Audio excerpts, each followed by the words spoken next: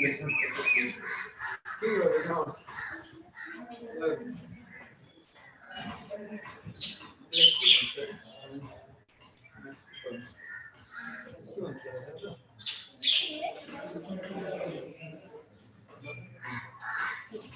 is the screen visible? Yes. Okay, great. So thank you. Thank you so much. So hi, good afternoon everyone. I am Karishma Khurka and I work at ICIMOR, International Center Integrated for Integrated Mountain Development. So you might have some disturbances in between my talk since I'm outside, but please excuse me for that. So it's my pleasure to be here today, and thanks. I want to thank the organizing team for inviting me for this session. So my session is about the spring shed management, about my experience and about our approach to reviving springs in the Hindu Kush Himalayan region. So no wonder that springs are, historically they have been so much important for us, and across the Hindu Kush Himalayan region, springs represent a very vital source of groundwater and mainly for drinking and irrigation. And springs not only have significance in our daily lives, but also have important role for the providing base course to the rivers. According to many studies, they have found that the springs, the groundwater provide, they sustain the base course of the rivers, so that we see the rivers even during the flowing during the during the dry seasons. So there is very high dependency on springs across the Himalayan region, and according to the NITI Aayog report 2018, about 50 million inhabitants depend on the springs in the Indian Himalayan region itself. But despite the very high importance of springs in the region, uh, the emerging issue is that springs are dying up.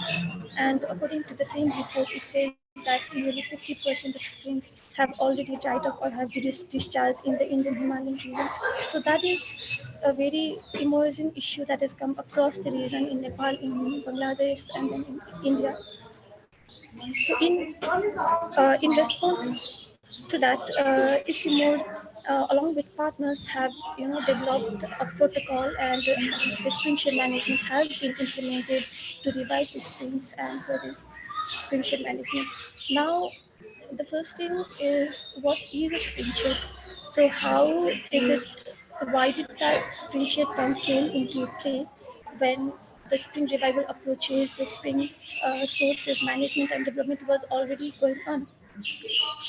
So since the springs are the groundwater sources, and most of the programs and the approaches that have been done in the past in the watershed management programs actually did not uh, consider the groundwater resource, that is the aquifer. Since the watershed approach, which was which is also being practiced today and which was done in the past, they usually account for the surface water, and for the springs, which is the groundwater, it required the consideration of the underlying aquifers. So that's how the spring shed came into the light. So spring shed is actually an area from the recharge to the discharge, including the aquifer, underlying aquifers. And so it is a set of watershed and aquifers that integrate into a system that supplies water to a group of springs. So this is an innovative approach which is based on valley-rich valley approach, uh, unlike the watershed approach, which is a rich to valley approach. So springshed management is an addition to the it's an addition to the watershed management approach for the spring revival and springshed management practice. Now, this is the glimpse of the six-step protocol that we have been practicing in the Hindu Kush Himalayan region. This protocol is a methodology, a six-step methodology, which was developed uh, along with partners. And the first, it's actually a learning by doing approach, and that started since 2008. since the Dhara Bikash program, which was implemented in India. And since then, this has been a evolving methodology, and this method can be customized based on the location, the reason, and so I'll give a very brief introduction to these 6 steps in the upcoming slide, but very broadly. The first step is the comprehensive mapping of springs and springshed, where we map all the springs and water sources. The second step is setting up a data monitoring system. The third is understanding social and governance system related to springs, where the socioeconomic surveys and are conducted. The fourth is hydrogeological mapping, developing the conceptual layout and identifying the recharge area. The fifth is developing spreadsheet management and governance protocols, where recharge interventions are implemented. And the sixth is measuring impact of the spring revival activities. So if we see these 6 steps, step 1 to 4 is basically for the research purpose, where this can be followed, and for the implementation on the ground, step 5 and 6 needs to be followed. So this manual is a comprehensive methodology which requires diverse knowledge and expertise to carry out the approach. So in the initial phase, in the first phase, we do a very comprehensive mapping of springs and springship. Uh, we try to map all the springs and surface water bodies that is present in the region. So we basically note down the GPS location, discharge, water quality, and broadly try to understand the spring type. With this, we also try to understand, the basic socioeconomic information, because most of the informations are we get it through the interaction with the community. So, which the informations and data which we cannot get it directly, we try to collect it from the uh, communities around. For example, the households dependent on the springs, the uses of springs, and people's perception regarding the increase or decreasing trend of discharge. So uh, we try to collect these informations during the step 1. Now, to map the spring shade, we also conduct a geological study in the region.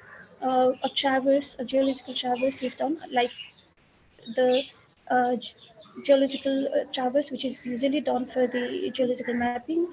So basically, we try to map the rock type, the rock structures, and in geological term, the inclination and of the rocks, which we measure the strike and dip of the rocks. So this will help us to map the spatial area where we are going to work.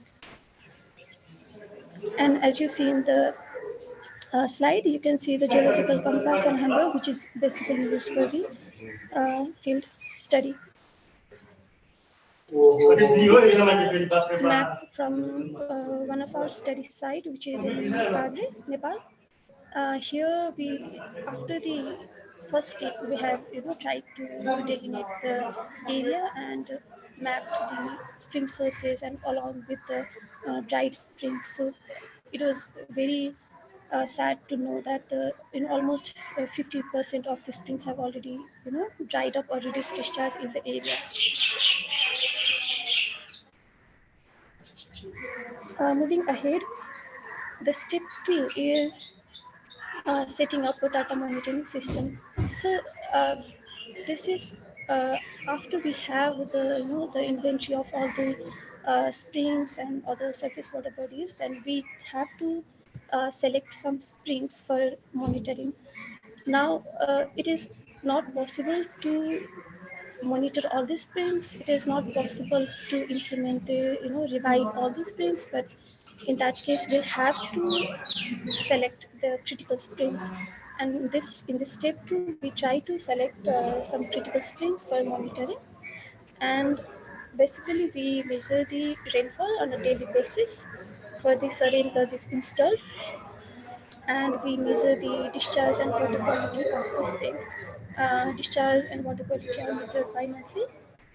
For the water quality, the in situ field test kit is used, which measures for 5 parameters, primarily EC, pH, TDS, DO, temperature. So these parameters are recorded on a bi-monthly basis. And along with this, a detailed laboratory test is also conducted. And this is usually done twice a year, pre-monsoon and post-monsoon. uh, why the step 2 is important will come to know in the later slides more in more. Okay. So once we have selected the uh, springs for monitoring, we try to now select the data collector and train them to collect the data and then provide us. So now uh, we this we call this as a community resource person, CRPs, or parahydrologist, who are trained on this methodology on data collection. And after the training, they collect the data on a monthly or bi-monthly basis, uh, and then share the data to us. So the monitoring is after the monitoring is in place. The other step is understanding the social and governance system related to springs. Now, during this, all of the steps, it is the two steps can come together, or they can we can do it parallelly also.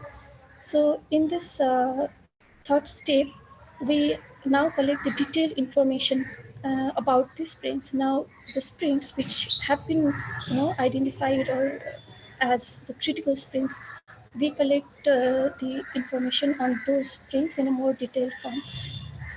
In the socioeconomic information which was collected in the step 1 will now aid in more detailed in planning and developing questionnaires for this step 3.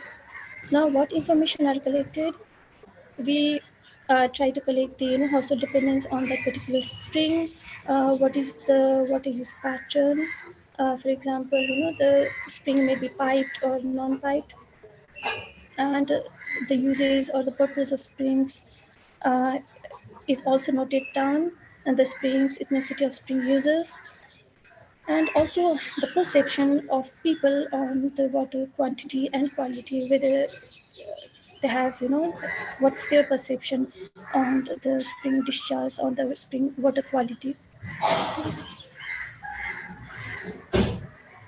And also in many of the cases we hear that there have been conflicts when there's a water scarcity. Then there are conflicts raised due to the uh, water scarcity. So we try to understand if there are any conflicts that have raised due to the water scarcity in the region. So the tools that we basically use for this step 3 is the focus group discussion, where 8 to 10 people, we have a focus discussion with 8 to 10 people, and usually we try to have one separate discussion with women, one focus discussion uh, with a mixed group of men and women, and one focus discussion um, with the mixed group of a different ethnicity. So this will, bring out voices of all the people. Try to make sure that. Also, key informant interview is also done with the key persons. For example, the person's, for example, a spring might be located in a private land, so we try to collect information with the land owner of that land where the spring is located. And household questionnaire survey is also conducted in all the households who depend on that spring. So in this way, we try to collect very detailed socioeconomic and governance information in this step. And this step will now aid to really identify the critical springs which need immediate action, or where we want to do the recharge interventions. After this, the step 4 is the hydrogeological mapping, which is one of the most important step in the 6-step protocol, as we are going to identify the recharge area. So for this, we do our geological travels using the transit works. So as also done in the step one, we collect the information on the rock type, rock structures, and note the strike and dip values. And this data is collected to prepare a geological map. Uh, in this step, there are basically three sub-steps, three important sub-steps. The first one is the hydrogeological mapping.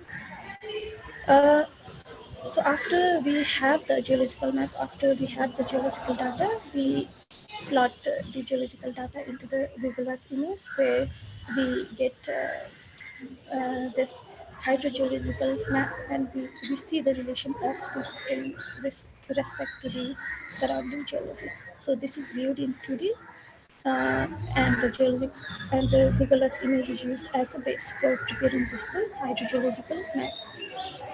Since this hydrogeological map is a 2D uh, interface, so we in order to really understand the relation of spring with respect to the geology, then we need a cross section of that spring schedule.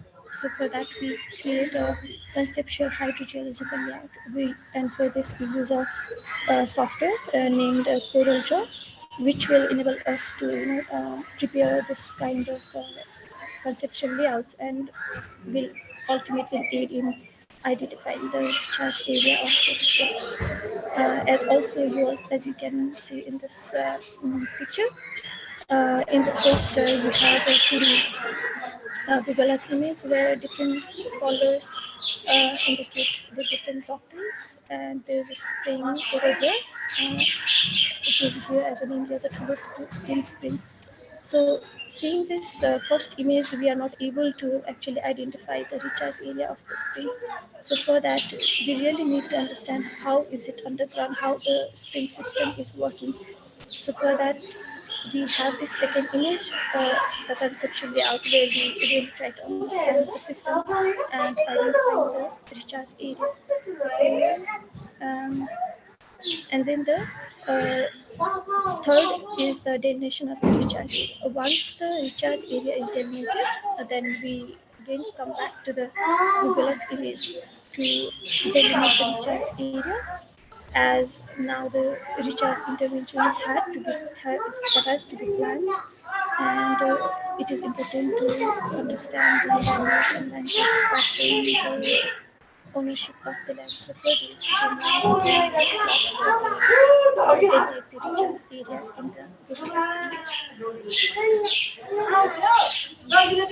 image. This is just a graphical representation of the whole methodology in identifying the recharge area.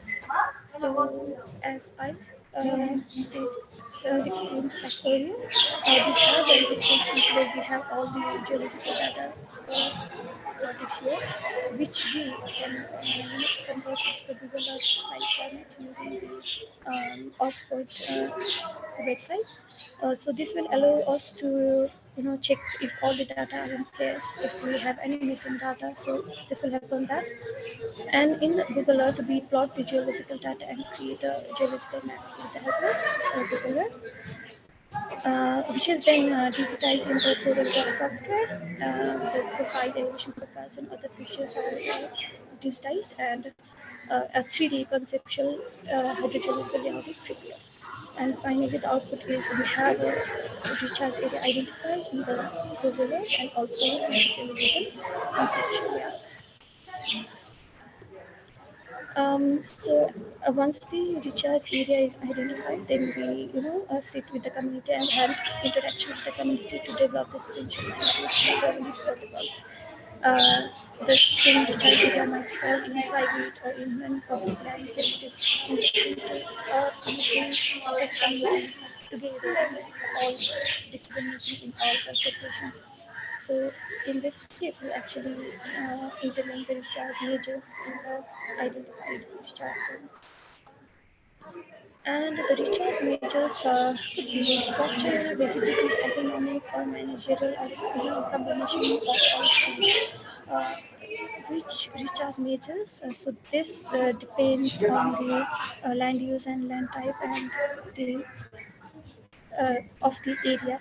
So based on that only the measures could be suggested in the region. So until the fifth step, the recharge interventions are also already in place. Now, the sixth step is measuring the impact of the spring revival activities. In most of the times, we do the recharge intervention, but it is also important to monitor the impact, whether our approach, whether our work has been successful or not. So for this, as I also mentioned in earlier, the step 2 and the step 3 is actually important to continue even after the intervention. For example, the discharge and the water quality. So before we can compare before and after the interventions, and that will allow us to measure that impact of our activities. If you see in this graph, here you see the discharge vertical column, and in the horizontal there are the depths where the discharge and rainfall data have been collected. So in this lean period, March, April, May, if you see in 2016, okay. So in this period, if you see the discharge of the spring is 1.1 LPM. Here in this first lean period, the recharge interventions have taken place in July, August, as you see in this blue portion, blue box. So the recharge, after the recharge interventions, the next year before monsoon, the lean spring discharge is 2.07 lpm. We see that after the intervention, the spring discharge has increased. And again, the following year in 2018, in the lean period, we see that the discharge is 1.95 lpm. Though the discharge have not increased than the earlier year, but it's above the first year before the intervention. We are able to present this and show this data only because we continue the measuring discharge and monitoring the spring after the intervention also. So for spring shade management, it is equally important to collect the data and monitor the spring discharge and rainfall even after the intervention. So this will help us to create that data and fact, as everyone will need some concrete data to support the need evidence to support this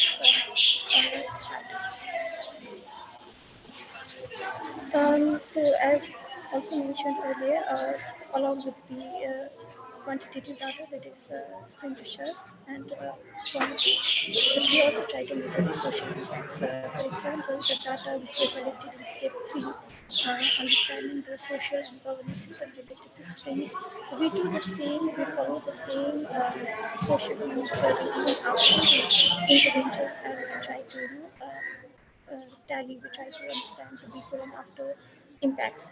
For example, in this case also for the women,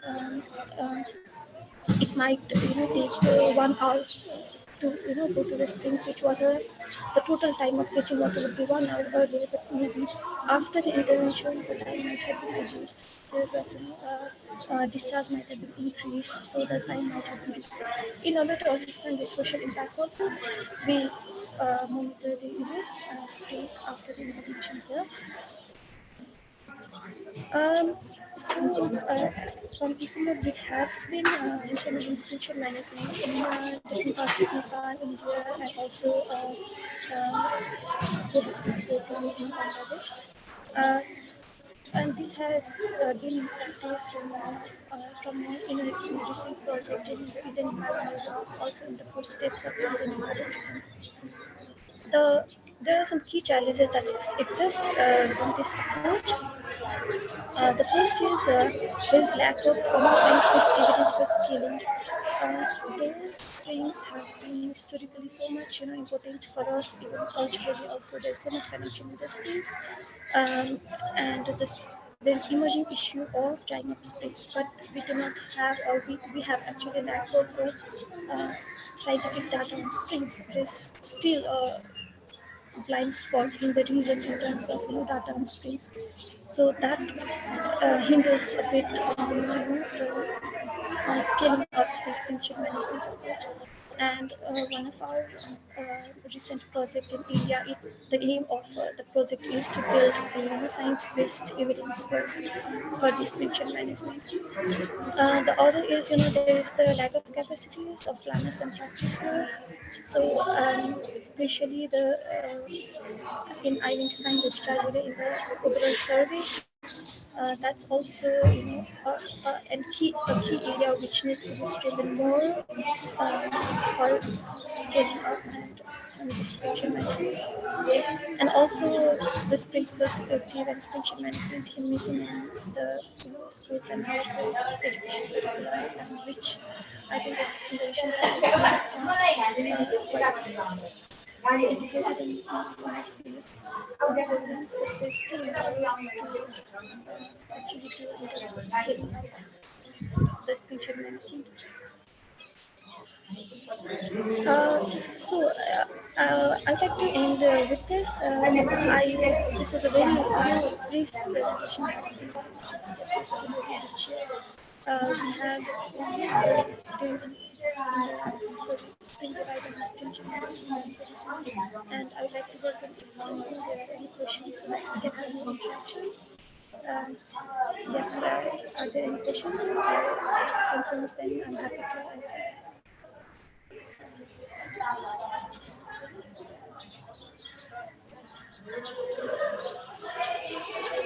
Hello? Uh, Thank you, Karishma, Yes. for Yes. sharing your experience on the spring set watershed, spring set management. Because Mhm. I'm from watershed, so I always, confused with this. Um, Yes. with the little bit background noise, I know you are outside, so Yes. there is So, some inconvenience from the both sides. But still, we want to very thanks to you, and also it's remind me our one spring set training in 2019 before yes. the Yes. yes COVID, and then Sarah can also remember these things because we were together, and actually Yes. you were our teacher, yeah, at that time. Yes. So it's remind uh, our that all the memories at the back of my head. So now this floor is open. Anyone who likes to have a question can write in the chat box or raise your hands. Hello, hello, Karishma ji. Can you hear me? yes. Hello. Yes, I can. Yes. Yeah, Yes. this is Khushi. I just wanted to know this Yes. approach of this mode is very famous, and we have been also using the same approach methodology.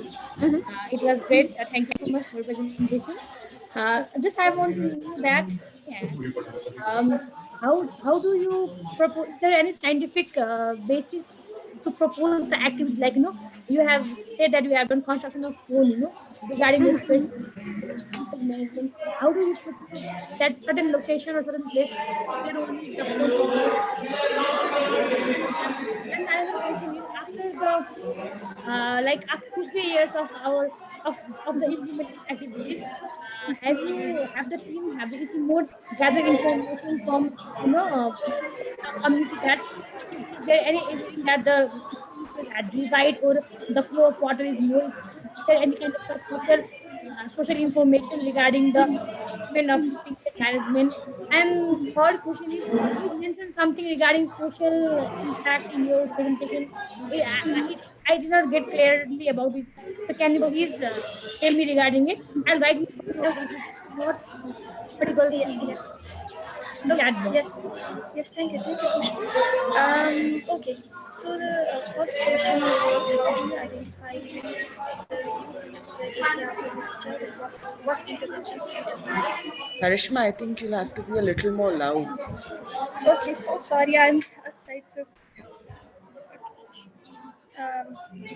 okay. Can you hear me better? Better, better. Okay. Okay. Okay, so the first question was regarding the recharge area and interventions. Yes. Uh, so the the hydrogeological mapping will allow us to really understand the ground system. We'll try to understand the rock inclination, the rock type, and its relation with the spring. So, with the help of the two steps, as you can see in the slide, step one and two, doing the hydrogeological mapping and then creating a conceptual diagram. So this will allow us to identify the recharge areas. If you see in this second image, you see that the spring is emerging here, and this upper portion, the yellow portion, is the loose unconsolidated patterns, and the below are the rocks which is inclined, dipping southwards. Now, for this spring, we have identified the recharge area over here. Why? Because visiting the spring site in the field and understanding this hydrogeology, the most potential recharge area lies here. We call it as a potential recharge area because it's the area where the maximum water can infiltrate and the stream can be revived. So for this, the identified recharge area is here, and we then again plot that recharge area in the Google Earth. Now, what interventions to take place? This for this we have watershed management specialist. We have a cleaning, for example, here in some of you. Actually, based on the slope, based on the land use and land type, and also in consultation with the community, the recharge measures are proposed. It is important to understand that you cannot treat all these things. Why? Because sometimes the recharge area might fall in the forest. You might not be able to do all the recharge measures that actually you want to propose there. For example, for a spring, the recharge area might be located in a private land where communities are using that as agricultural farm. So for that, we need to actually consider, we need to consult the community people and propose the measures in such a way that both ways there is benefited, they are benefited in both the ways. So it's always I feel that it's important to understand that all the springs cannot be treated with the fact that the recharge areas might be located where so that needs to be considered in this. um, Other question was regarding the measures. This graph is from our site in Thailand. So this is the real data, and from this was actually the I think the first initial projects that was implemented in spatial management in Thailand, and which has shown quite a success in terms of increasing discharge. And in recent years, we actually implemented spatial management in Kabul. So we implemented in 2019 and or 2020. I am not able to remember now, but anyways, the interventions have been completed in Kabul, where recently we have visited the springs and thus discharge have been reached, and we do have data on that, and that have also been covered in most of the news. So I can also share the relevant articles on that also. So that's a recent project where the success have been achieved. Um, and on the social impacts. So the step two, which was monitoring the discharge and water quality, we are able to create this graph, which we are actually able to understand the before and after intervention impacts.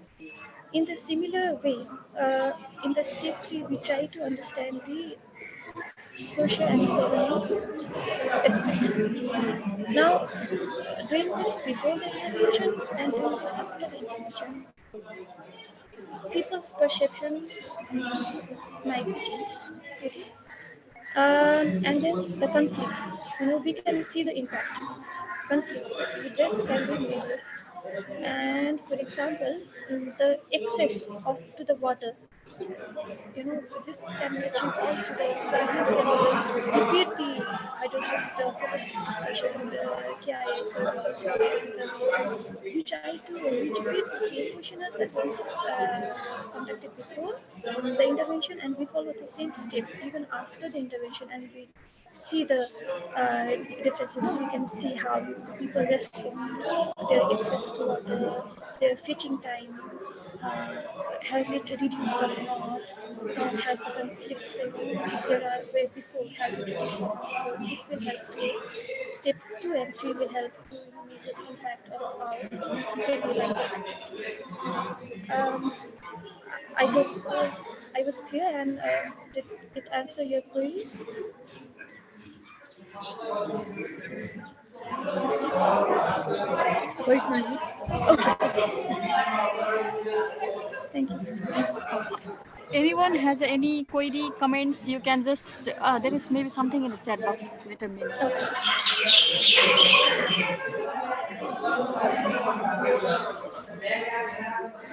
Anyone?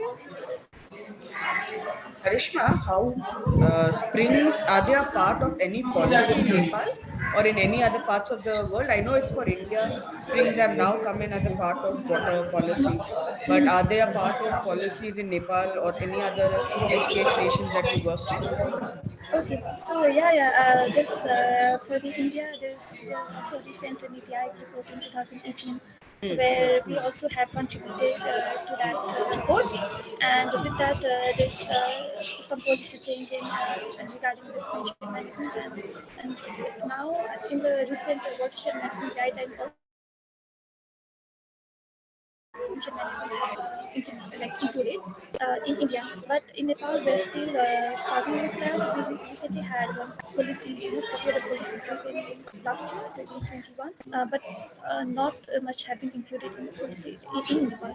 But in India, I think it's pretty doing good. Hmm. Yes, Okay. yes.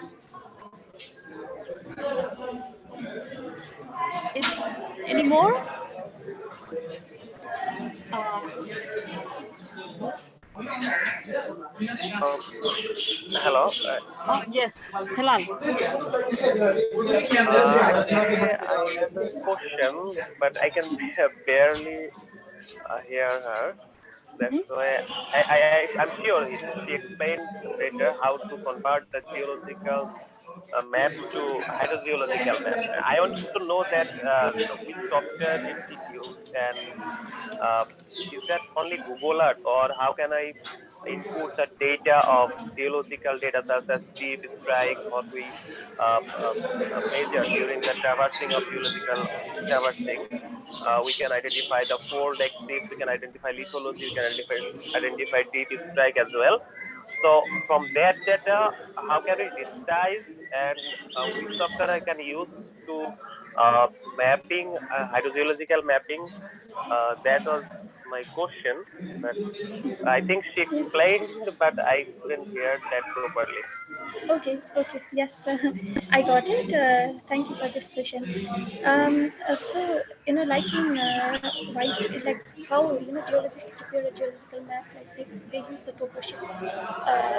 Usually they use the topo sheets and they make the traverse and collect data, plot in the topo sheets, and again come back and digitize the topo sheet and data and prepare a geological map. In the similar way, for the springshare management for our work, we do a very try to do an easy way, because we our approach is to also involve with the community and try to, so, and it's also for the practitioners and others. So trying to make it simple, we after we collect the data, geological data in the field, we plot the data in the Google Earth software, because it's the most common and have been very widely used for most of the research areas. So we plot the geological data, the deep, strike, the rock type, and then fill in different colors in the Google Earth.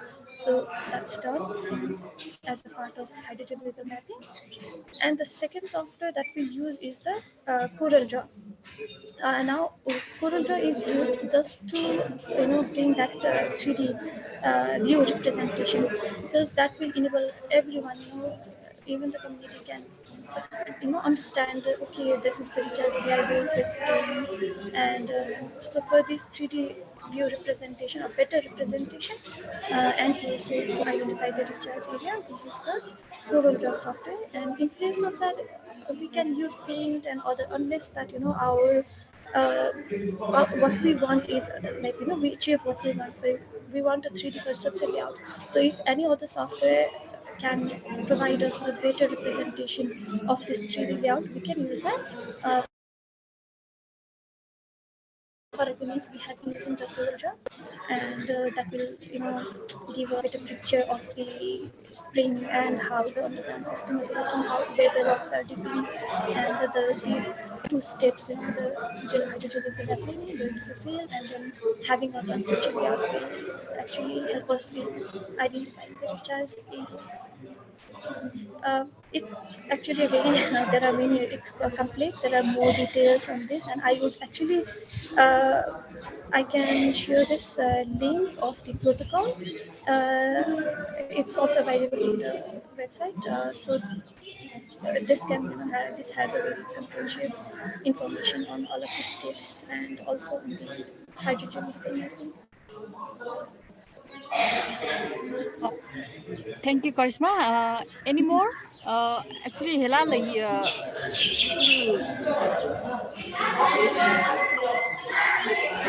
Yes, ma'am. yes.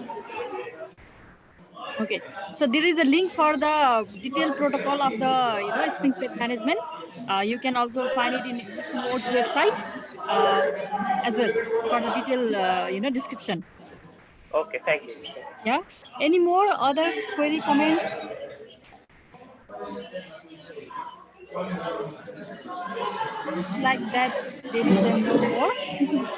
So with this, Karishma, thank you so much. With the the difficulty, you will manage to share your experience, and then some feedbacks.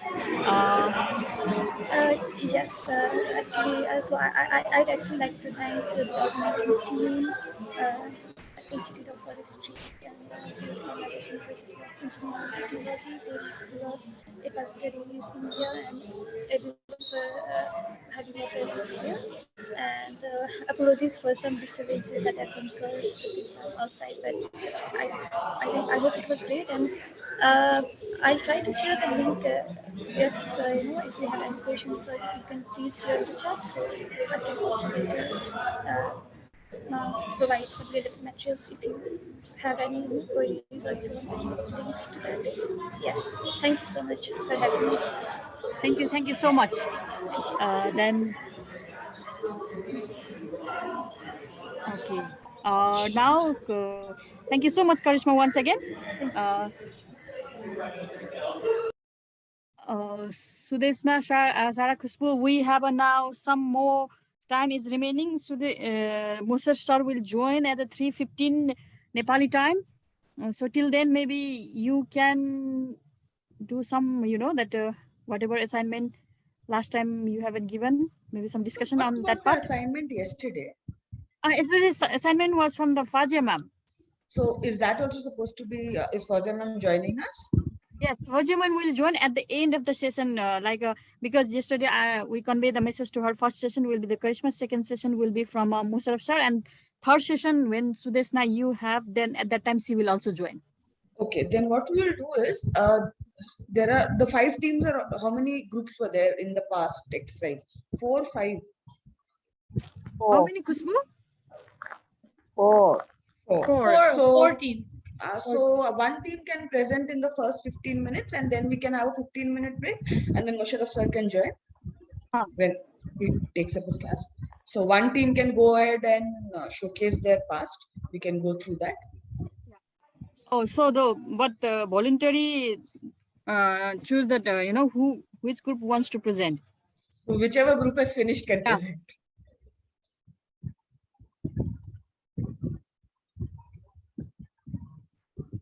Anyone?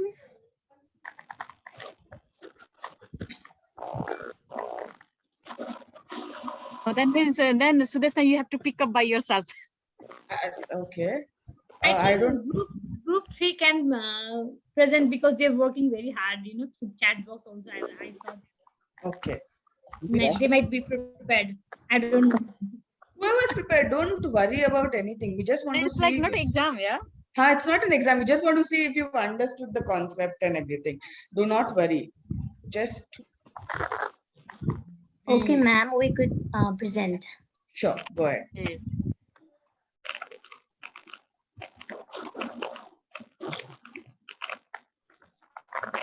So shall I share my Yeah. screen? You can share your screen. Also, could you say who are the group, the partners, like who are your partners in crime in this group? Actually, I think we are 6 teammates, Okay. and myself, Sumana Chitri from Nepal, Anupa Sharma from Nepal, Niru Thapa, I guess her title is Thapa, Niru Thapa from Nepal, and Helal Ahmed from Bangladesh, and Harikala Chetri from India, and also one name from Bangladesh. I just couldn't right now. I just don't. Faisal Mahmood Sakib, maybe. Okay. Okay. Great. Yeah, you can So go ahead. is it visible? Yes, it is. So we were given task, and we were assigned this past to prepare past diagram, and by Sudeshna Sen ma'am, and this is what we did. And the major problem we are going to discuss is sea level rise, and we break down climate change to sea level rise. And here you can see blue for causes of sea level rise, and red for impacts for sea level rise, and all those with green color, it's the strategies that we Identify. we identified. And so sea level rise, it's an increase in the level of the world's ocean due to the effects of these above mentioned causes, and mainly the global warming. It's primarily due to the accumulation of heat trapping greenhouse gases, and global warming basically leads to melting of the polar ice sheets, glaciers, which we commonly find in Greenland and Antarctica. And also these ice when melts, they add water to the oceans, and also this could be the reason for the rising of the sea level. And another here we have written thermal expansion, and when there is increase in temperature, then the water warms and the volume of the ocean expands, because more than 90% of the trapped heat is absorbed by oceans. And also here is a sedimentation. According to geologists, extreme period of erosion and deposition of large volume of sediments to the ocean, this can this can elevate sea level, this can rise sea level. And here I have written barystatic, which basically means it's an exchange of fresh water between land and ocean when the glacier melts and join the fresh water of the land. And I think it's called barystatic. So the sea level rises by this also because of the change in the ocean mass. And also the land subsidence, it's simply means the sinking land, sinking land in coastal areas. It's also called subsidence, and this also lead to higher sea level, and which could also lead to flood risk. And also the tectonic plate movement, if we talk about the structure of earth, tectonic processes, this can influence the size and shape of the ocean basins. It's a long process though, but yes, this could definitely lead to the sea level fluctuations. And these are the explanations of the causes of the sea level rise. And to explain about the impacts, I would like to call Anupa Sharma Didi from Nepal. So over to you, Anupa Sharma Didi. Thank you, Sumana.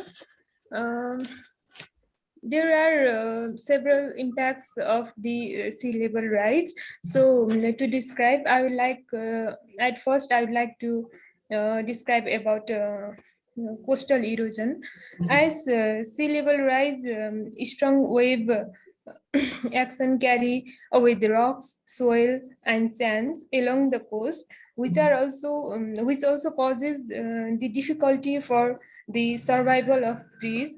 So this coastal erosion, we can also say that it also results to deforestation or the removal of trees.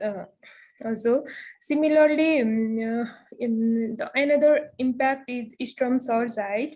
As the sea level rises, storm surge is expected to cause the more risks to the coastal population. Land is degraded in the coastal areas, reducing the soil fertility and spreading the contaminants from the human storage. Similarly, rising sea level have also altered the height of landmass and the forest located near the coast, which may also be at the risk of dying through the saltwater poisoning.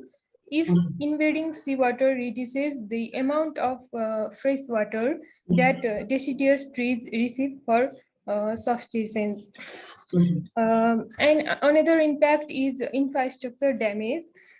As sea level rise is coupled with storm surge, this increase the risks of major coastal impacts on, like we say, transportation, infrastructure, flooding of ports, harbors, roads, rail lines, tunnels, and bridges. Mm, Similarly, another one is saline intrusion. It means that the movement of saline water into the freshwater aquifers, which can also lead to the groundwater quality degradation, including drinking water sources. So, um, likewise, um, there is an sea level rise impact on the coastal flooding and aquaculture loss. Uh, Another impact is agricultural production will be reduced due to the soil salinization, and this will also result in the diminished food and water security. These all impacts affect the socio-economic condition of the people around that coastal areas. Now, I would like Helal to describe about the strategies of these impacts. Thank you. Uh, Thank you, Anupa. So we're talking about the sea level rise, which is the obvious problem, and we can reduce it anywhere because the current carbon dioxide level at the atmosphere is about 420, I guess, ppm. So if all the countries stop emitting carbon right now, then after that it will not reduce the sea level or the impact of sea level rise, because the carbon dioxide remain in atmosphere about 100 years. So next 100 years it will remaining to rise the sea level. So we are talking about not talking about the reduced sea level, we are talking about the adaptation strategy actually. So how can we adapt the sea level rise, and mostly in coastal area? So we firstly we have written that model land use. So model land use is one of the things that we can use in coastal area. So first of all, we have to identify the which is the most vulnerable part of the coastal area, right? So where is the erosion is happening? Where is the storm surge is affecting more? So we have to identify by zoning mapping. We have to have a lot of resources like Centrality Measures. So there's land use pattern. If we identify the pattern, where is the problem is, where is the vulnerable area is, so we can modify our land use on that manner, right? So that can reduce the impact of sea level rise. So that's the one thing. And in the model land use, we can also say that there is modern technology, so we can have some floating household, or we can have some floating infrastructure, or the elevated household idea is also emerging at the coast. So this a lot of technologies we can use to reduce or adapt the sea level rise. So there is the next thing is the we can use the hard shoreline maintenance. So what is the hard shoreline maintenance we are talking about? We are talking about the different type of infrastructure, right? So we are talking about the sea walls which can reduce the impact of storm surge, and we can also make some armor to our embankment so that the embankment can uh, uh, sustain it for a long time, or some particle barrier, or some that kind of infrastructure things actually we use we can use. So and one major problem of sea level rise is the salinization. So it cannot be reduced actually. So we can make some barriers so that we can have some we can reduce the seawater to the land area, so that we can reduce the soil salinity, and we can also use some vertical barrier which can prevent the groundwater salinity. Actually, it's hard to prevent the reduce the groundwater salinity. It will improve anyway if the sea level rise. So we can take some prevention which we call that the repair and infit facility. So what do we mean by that? It's the meaning of that we can have some barrier which can reduce the salinization in groundwater, or we can use the fresh water or rainwater artificial discharge, aquifer discharge, so that in the coastal area that we can reduce at least some level of salinization. So and we are talking about the soft shoreline maintenance. So what is the soft shoreline maintenance? Is basically we're talking about soft shoreline maintenance is the natural infrastructure. So natural infrastructure, what is our impact? We are having deforestation because of sea level rise. We're having coastal erosion, right? So deforestation and coastal erosion, we can use the natural infrastructure such as we have mangroves. So if we can when sea level rise, the mangrove will submerge, right? So if we plant some kind that plant which can survive within the submersible condition, so that can reduce the coastal erosion, and also we can from that we can have some tree, so its afforestation is happening as well. So that's the thing. And the last one, we are talking about the maintenance and restoration of wetlands. So the restoration of wetland, it's because of we have the coastal flooding, right? So coastal flooding will submerge your local area or city area. So if you have the restoration of the wetland, that can store more water, so that and drain the water from cities quickly. So that's the natural wetland. It can help to reduce our coastal flooding. So that's one of the measures we're talking about. So this is the strategy where we have collected or we have written for this now, and that's it from my side. And it is the end of our presentation. Thank you all. Great. Okay. First of all, wonderful work on your problem and solution tree. Just a couple of points. The arrows from your strategies should be in the opposite direction. So your green should come to your red, not the other way around. The direction of your arrows will be changed because the arrows are limiting or impacting your impacts or your causes and reducing them. So the arrows should be in the opposite direction. Okay. That's one suggestion. Other than that, it's very well done. But if you look at it now, you are one stakeholder. So if I look at this map, you will see it's very technical, which is great because probably a researcher like all of you are going to make maps like this. But what I also wanted to tell you is when you do, all of you are going to do a PRA, it won't be as easy because you already know the problem. So when you work with communities, you will realize there will be a lot of preconceived, they'll have perceptions, but do not Yeah. cancel them out. Write them as they come in, and later on you correct your maps if you think a certain linkage is right or wrong. And now you are explaining to me, right, this leads to this, leads to this. So all those causal effects, obviously you did not have the time, but when you do it on field, make sure you capture all those cause and effects on your map, because Yep. just in case you do not have time to discuss or you do not have the time to present, make sure even the smallest, for example, when you for example said, in use of shoreline maintenance, this is what we will do, this will reduce that. So those kind of linkages also should be covered. But very well done, very good effort. I really liking that you've color coded everything. Just change your arrows of your strategies, your adaptation strategies. Very well thought Okay. out. Congratulations to all the team members. Very well done. Thank you, Thank you, ma'am. ma'am. Thank you. We still have 11 more minutes. So 11 more minutes is break time, no? Menuka? Okay, we can Yeah. have a break and we will come 3:15 Nepali time with the Professor Mosara from the Bangladesh will be our next speaker. Okay. Okay. Okay, then 11-minute break.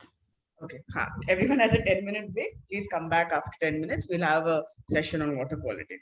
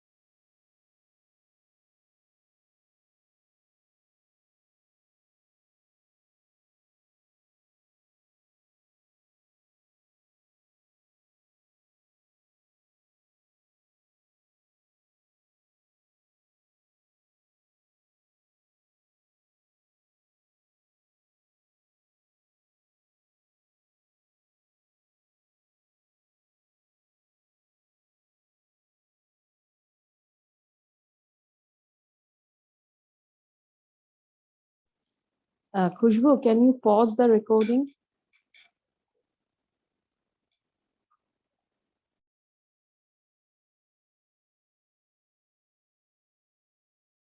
Known to all the students. So today I will give a brief overview about water quality. What are the indicators that we use for measuring water quality, and how do we usually test those? So just to give a little background, we all know about water cycle. We know that there is a finite amount of water we have, and only a little fraction of that water which is available on Earth is fresh water. And we are now globally suffering from fresh water shortages, as most of the water sources are getting contaminated by anthropogenic activities. We know that the water usually are available in bulk quantity in ocean and different freshwater reservoirs, and some water is also available in the biological system, which we are calling water in the biosphere. And basically from plants, water is getting transpired, and again the plant are absorbing their moisture from the water reservoir in the ground, which we call groundwater. And the water which is inside the soil in the geosphere, we are calling that as groundwater. And again, we are extracting groundwater in extensive quantities nowadays by using different kind of wells. So water through evaporation by using the solar radiation is getting into the atmosphere, and the atmosphere usually move bulk quantity of water from one place to another. And with that, the solar energy is also getting transported from one place to another by means of this cloud and other things. And again, through condensation, they form cloud, and through different forms of precipitation, the water again comes down to earth. So in this way, the water from different types of reservoirs like groundwater, surface water, or ocean water, or water in the biosphere, they are circulated in a circular pathway, which we call water cycle. But nowadays, it is getting disrupted for some reasons. And if we consider about the physical, chemical, and environmental aspect of water in a very schematic way, we can see that in a water body, there are different kind of interfaces. Like water has a liquid atmosphere interface where the exchange of oxygen and exchange of CO2 is happening with other gases, but these two exchange of these two gases are happening in bulk quantity. And again, in the top zone of any water body, we have photosynthetic organisms like phytoplankton and other algae. They convert this CO2 and water into carbohydrate by using the energy from the sun, and in this way they produce oxygen. So if we measure the concentration of oxygen, we will find that it is higher in upper layer of the water. So upper layer of water is basically characterized by relatively high concentration of dissolved oxygen. And due to the presence of high level of oxygen, the chemical species which are occurring in this zone are usually available in oxidized form. And we are calling this layer as epilimnion. And between epilimnion and hypolimnion, that means the bottom part of the water body, we have in the bottom part of the water body, we have relatively low dissolved oxygen. So the chemical species which are present there will be found in their reduced forms. And we have another interface at the bottom, that is with the geosphere and hydrosphere. So the water and soil, there are exchange of different kind of minerals and chemical species between these two layers, and different organisms are also available in this layer. So the aquatic organisms which depend on or are sensitive to water quality, they usually occur within the top zone where there is availability of more oxygen. So different kind of chemical things are happening at different layers of water, and the transition zone between epilimnion and hypolimnion, we are calling that as thermocline. So this is just a brief overview about the stratification of water bodies in terms of their chemical behavior with the biological significance of that. In case of water, we know that water is a very unique compound. It has some of the most unique characteristics of all the chemical compounds which are available on Earth, and that's why it is considered as the most important compound for the survival of all living organisms. So what are the unique nature? If we highlight, water is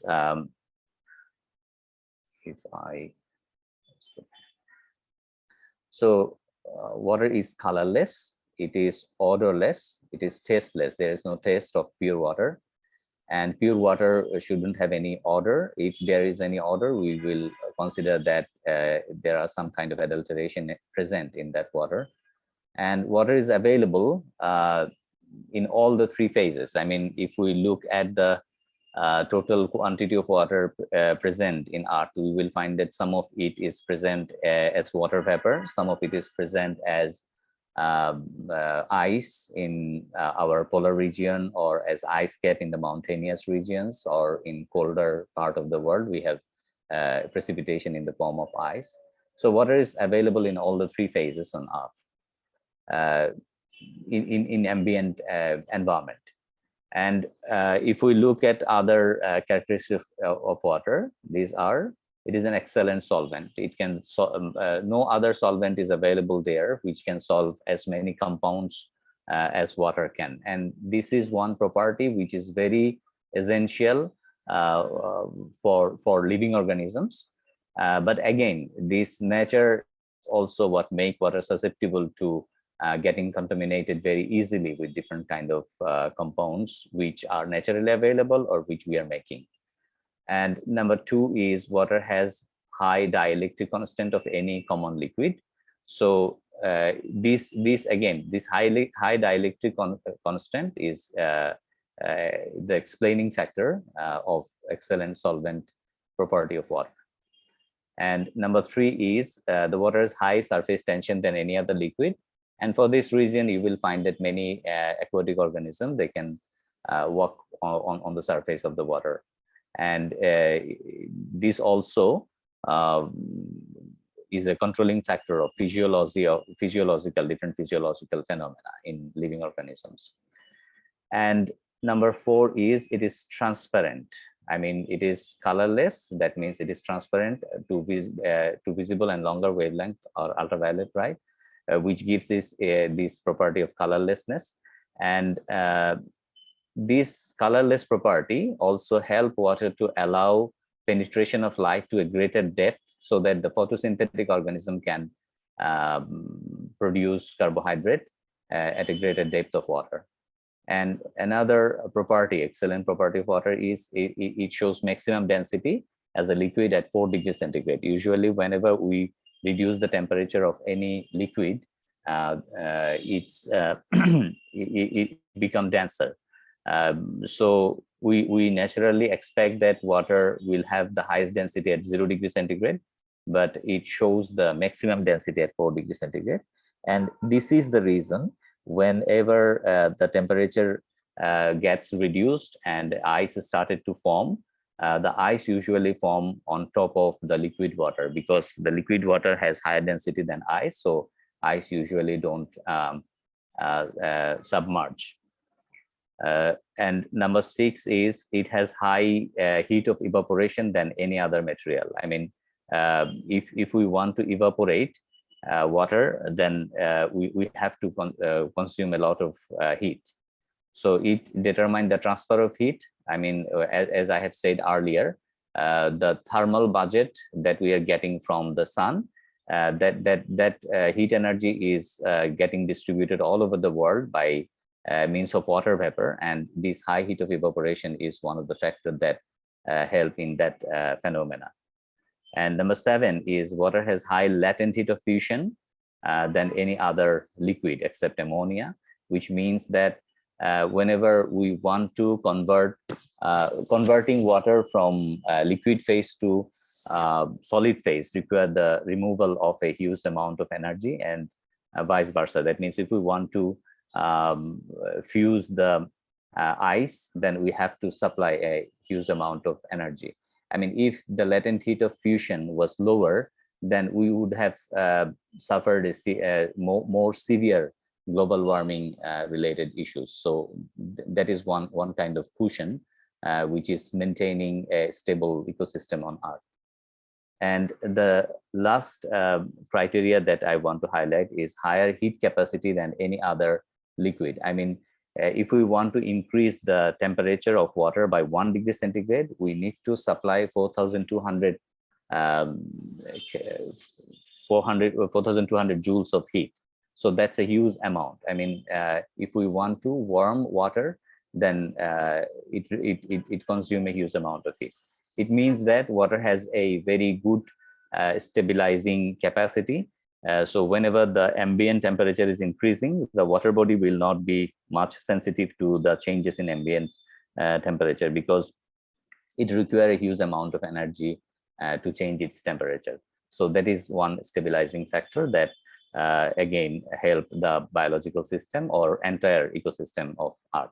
So these are the things which are unique to water, and we consider that this uniqueness of water and the presence of water on Earth has given Earth its unique identity as a habitat, as a planet habitated by us. And if we want to understand about the water, we usually are more interested because water support aquatic living organisms. So there are 3 types of aquatic living organisms there. These are autotrophs. Autotrophs are the organisms which can produce their own food. I mean, they use solar or chemical energy to synthesize complex biochemicals through photosynthetic reaction. And heterotrophs are other organisms which do not produce their own food. They metabolize organic materials. And there are heterotrophs also include the decomposers, which decomposes the complex chemical compound formed or synthesized by autotrophs or heterotrophs. And we should consider this activity of these different groups of organisms when considering water quality, because water quality affects the life of these organisms, and again the activities of these organisms affect the water quality. So there is a reciprocal relationship between these two, which we have to keep in mind. And in this context, I will highlight more about eutrophication later, but in this context, in context of autotrophs and heterotrophs, I'd like to highlight one concept of water quality that we call eutrophication. Eutrophication is caused by excess productivity. I mean, when the water environment is highly productive in a sense that it support the excess or overgrowth of autotrophic organisms. When there is a lot of nutrient in water, which is not usually expected to present there. So that nutrient help a lot of autotrophs to grow. And when the autotrophs population increases at a certain stage, the water oxygen level is not adequate to support their life. So they started to die. So when a lot of autotrophs die, they again kick the activities of decomposers. And when a lot of decomposition happen, then water become completely devoid of oxygen and completely unable to support any living organisms there. And this is a very dangerous situation. And this is happening in different parts of the world, even in bay areas of different parts of the world, not only in confined water sources, but also in open water sources as well. So if we take a look at the water quality issues from water quality management perspective, so we usually set some standard. I mean, depending on the purpose of water use, we have set some standard, like how much standard in terms of different parameters.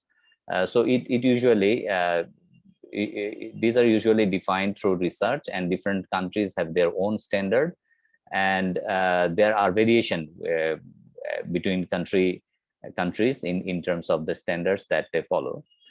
So first thing, if we want to manage the water quality, we have to set the standard. And second thing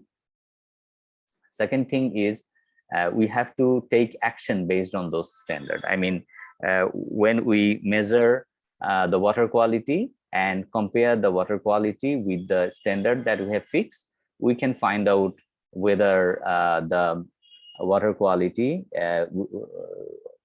of available water is deviating from the quality of water that we want. So in that case, we can find out what are the things that we need to do to bring back the quality of available water into standard quality. And usually we formulate different kind of policy and law. And whenever the water quality deviates to a very large extent that natural assimilative capacity of water body is not adequate to treat that water, then we have to go for treating the water by using different technology. And in this way, we have to find the problem. We have to set the indicators which will indicate the presence of the problem and which will help us to track the corrective measures, and we have to set the target values. And then we have to assess the sources from where we are getting the water for a particular use. And we have to find the leakages. I mean, what are the things that are causing water quality deterioration? We have to identify the sources, and then where these sources are contaminating the water. And based on this identification, we can allocate the permissible load for different entities or stakeholders who are using the water and who are contaminating or polluting the water. And based on those permissible load, we can monitor or evaluate the entire water quality management process. So there are different, a wide range of parameters which we can use as an indicator of water quality. But basically, we do not follow all the water quality indicators in routine use or regular use. So for routine or regular use, the main water quality indicators that we use are temperature of water, pH of water, electrical conductivity of water, water salinity. These two, electrical conductivity and salinity, has some kind of strong correlation. We also measure total dissolved solid, which is related to the turbidity of water. And oxygen is a very critical water quality indicator. And there are two other indicators which indicate almost a similar thing. I mean, how much biodegradable contaminants are present in water. And this is becoming a very routine water quality indicator, because we are releasing a lot of biodegradable contaminants into the water. And globally, biodegradable contaminants are the main cause of water quality degradation. And beside this, we sometimes have to take a look on the microbial load in water, which is related to disease outbreaks. So microbial load is another important factor in some cases, not in all the cases. For example, for irrigation water use, maybe we are not that much concerned about microbial load, but for drinking water quality, we are very much concerned about this one.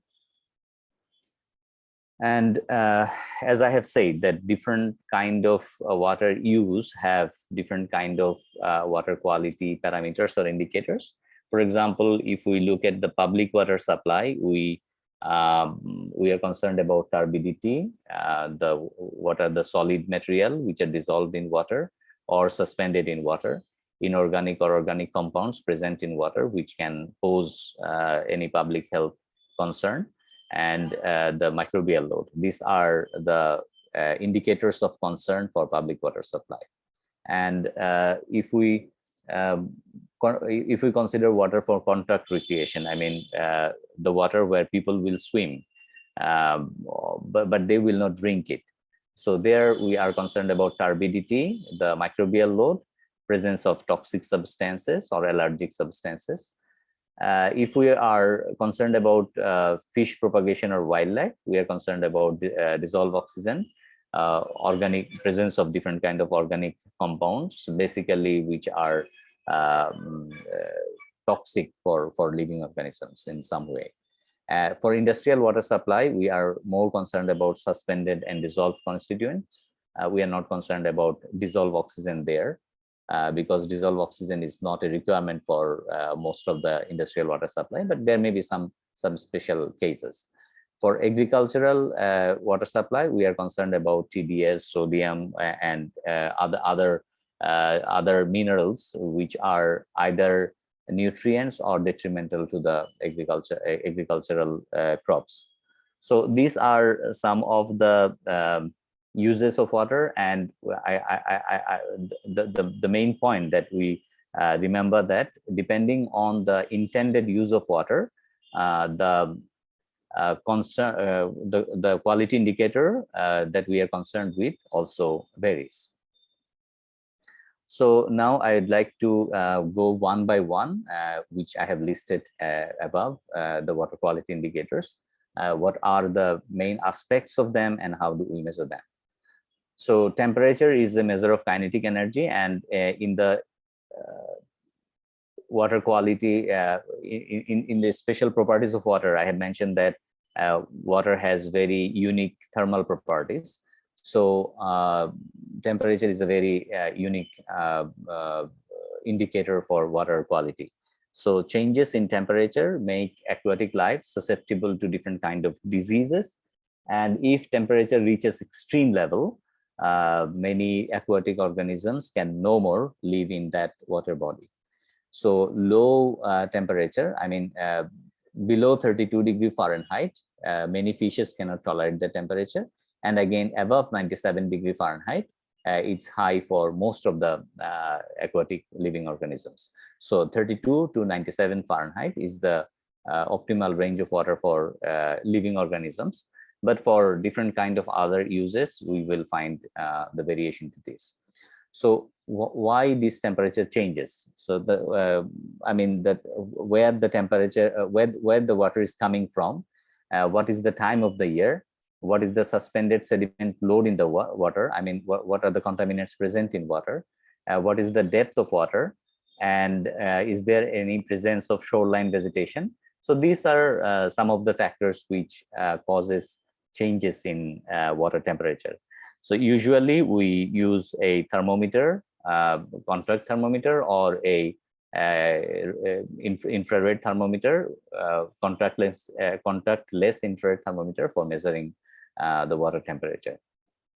And we also should remember that in chemical kinetics, we all know that the rate of chemical reaction is heavily influenced by the temperature. So what kind of chemical processes are ongoing inside a water body depends largely on its temperature or the availability of the kinetic energy in water.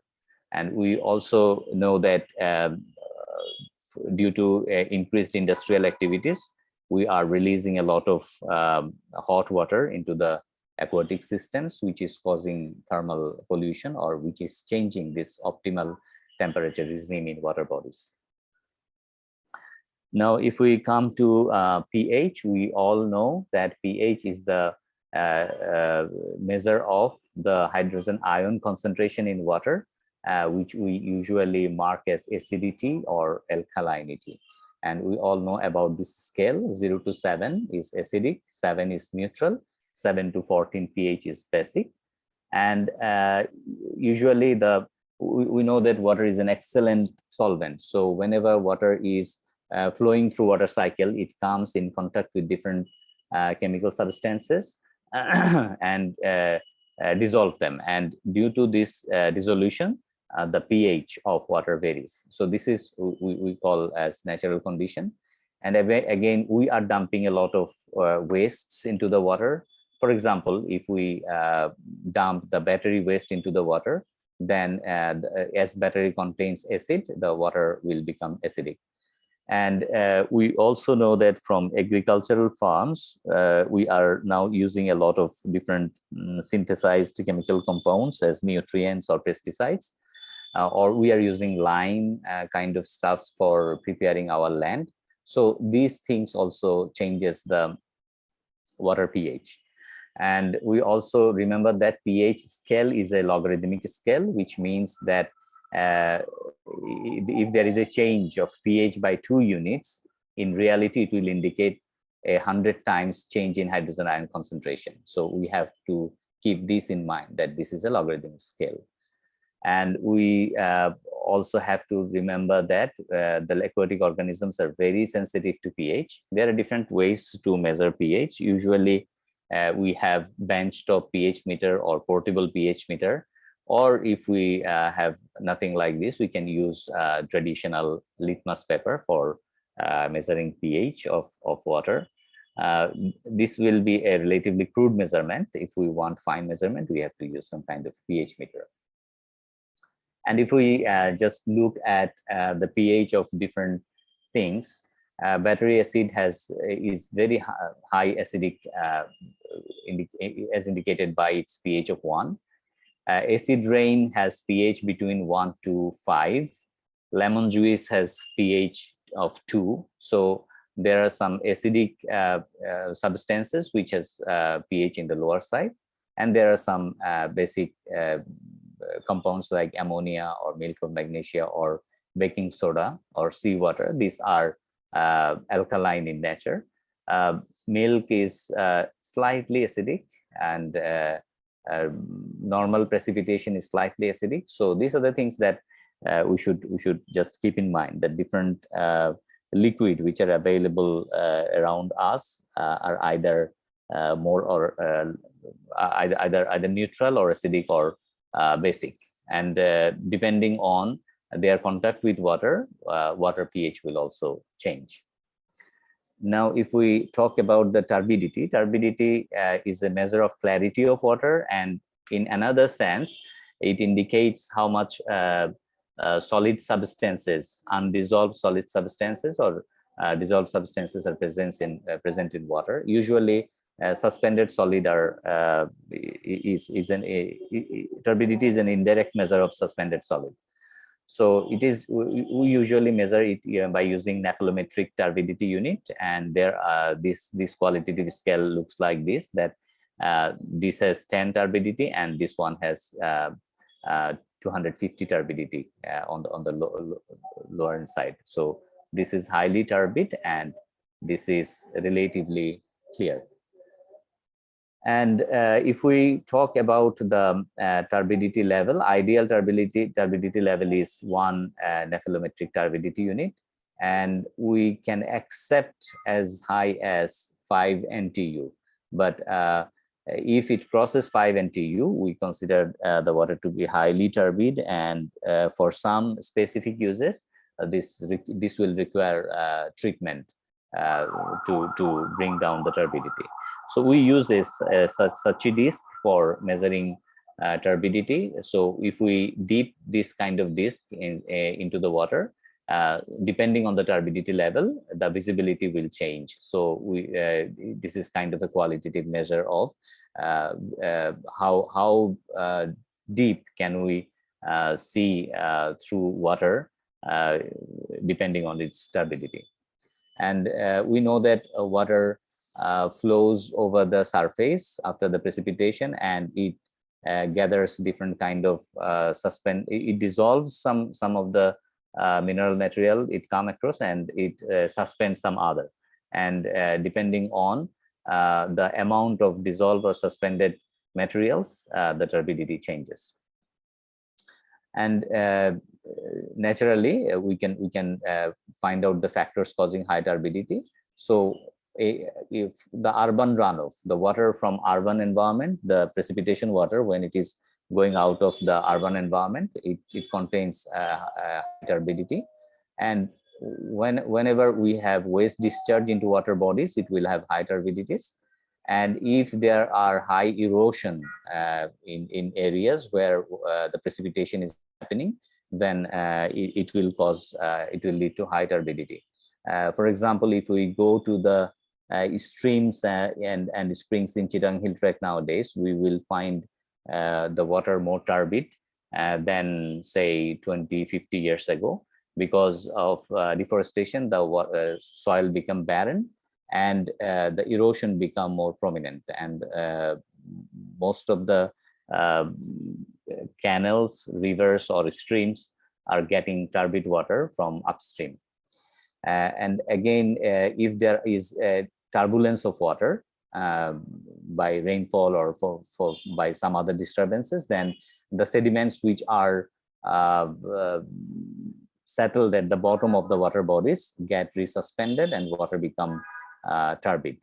And again, if as I have said, in case of eutrophication, where there is increased phytoplankton population, I mean where there is a lot of living organisms in the water bodies, then the water will become turbid.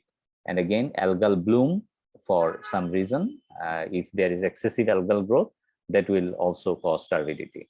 And if the water become turbid, it means that the absorption of sunlight will also increase by those suspended material, and water become warm, and it will have less dissolved oxygen. As we know that if the water temperature increases, the level of oxygen dissolved will go down. And if the dissolved oxygen decreases, it will lead to the death of different living organisms inside water. Now come to dissolved oxygen, which is considered one of the most important parameters for aquatic productivity or aquatic living environment. I mean, if we want to see more living organisms inside water bodies, we would like to see high level of dissolved oxygen. So how much water, how much oxygen is dissolved in water is measured by these DO indicators. So oxygen usually get into water through diffusion from surrounding air, or if we look at the aquarium or in controlled pisciculture, we will find that they are doing a lot of aeration to maintain that thing. And again, if there is high level of photosynthesis in water, as we know that during the photosynthesis, we are getting oxygen as a byproduct. During photosynthesis, we are getting a lot of oxygen. So depending on the level of photosynthesis, the concentration of oxygen, dissolved oxygen in water will also change. And we have this range of 0 to 18 milligram per liter. I mean, anoxic water means there is no oxygen, which will be indicated by 0 milligram per liter of DO. And we have as high, we can have as high as 18 milligram per liter of dissolved oxygen in water. But on an average, we will find around 9 ppm, and 4 to 5 ppm is essential to support aquatic organisms. So these are the values that we have to keep in mind, because we can nowadays portable dissolved oxygen meter or desktop dissolved oxygen meter are relatively available and cheap. So in pisciculture environment, you will find that most of the farmers are using this dissolved oxygen to monitor their DO level. So we have to maintain it within 4 to 5 for a good aquatic organism growth. If DO level comes down to 2 or less, we will consider that as hypoxia. And if water DO level becomes 0, then we will consider that as anoxic environment. So if DO drops too low, then we will consider that as a concerning factor, and we have to find ways to increase DO. And if DO gets too high, water will taste better. But if there are some metallic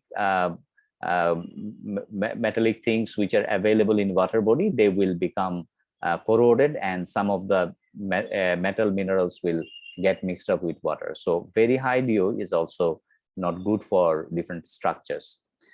And we know that temperature, any dissolved gas in liquid is sensitive to temperature. And we know that turbulence can ensure mix up of ambient oxygen with the water and can change the water DO level. And turbidity is another factor which in most of the cases reduce the dissolved oxygen level by heating up the water body. And water depth, as I have explained earlier, with the increasing depth, the DO level decreases. And in the top level, we will have high dissolved oxygen. And as we go down, the dissolved oxygen level will be reduced. And again, the growth of aquatic organisms, that is also another factor, because as I have explained, photosynthetic organism is one of the contributors to dissolved oxygen in water. On the other hand, the living organism, they consume oxygen from water for their respiration. And if the number of living organisms is high, then they will consume the dissolved oxygen which is available in water and make the water hypoxic or anoxic. And usually, if this is one classical figure that usually used to show the release of different kind of organic compounds, organic contaminants into water.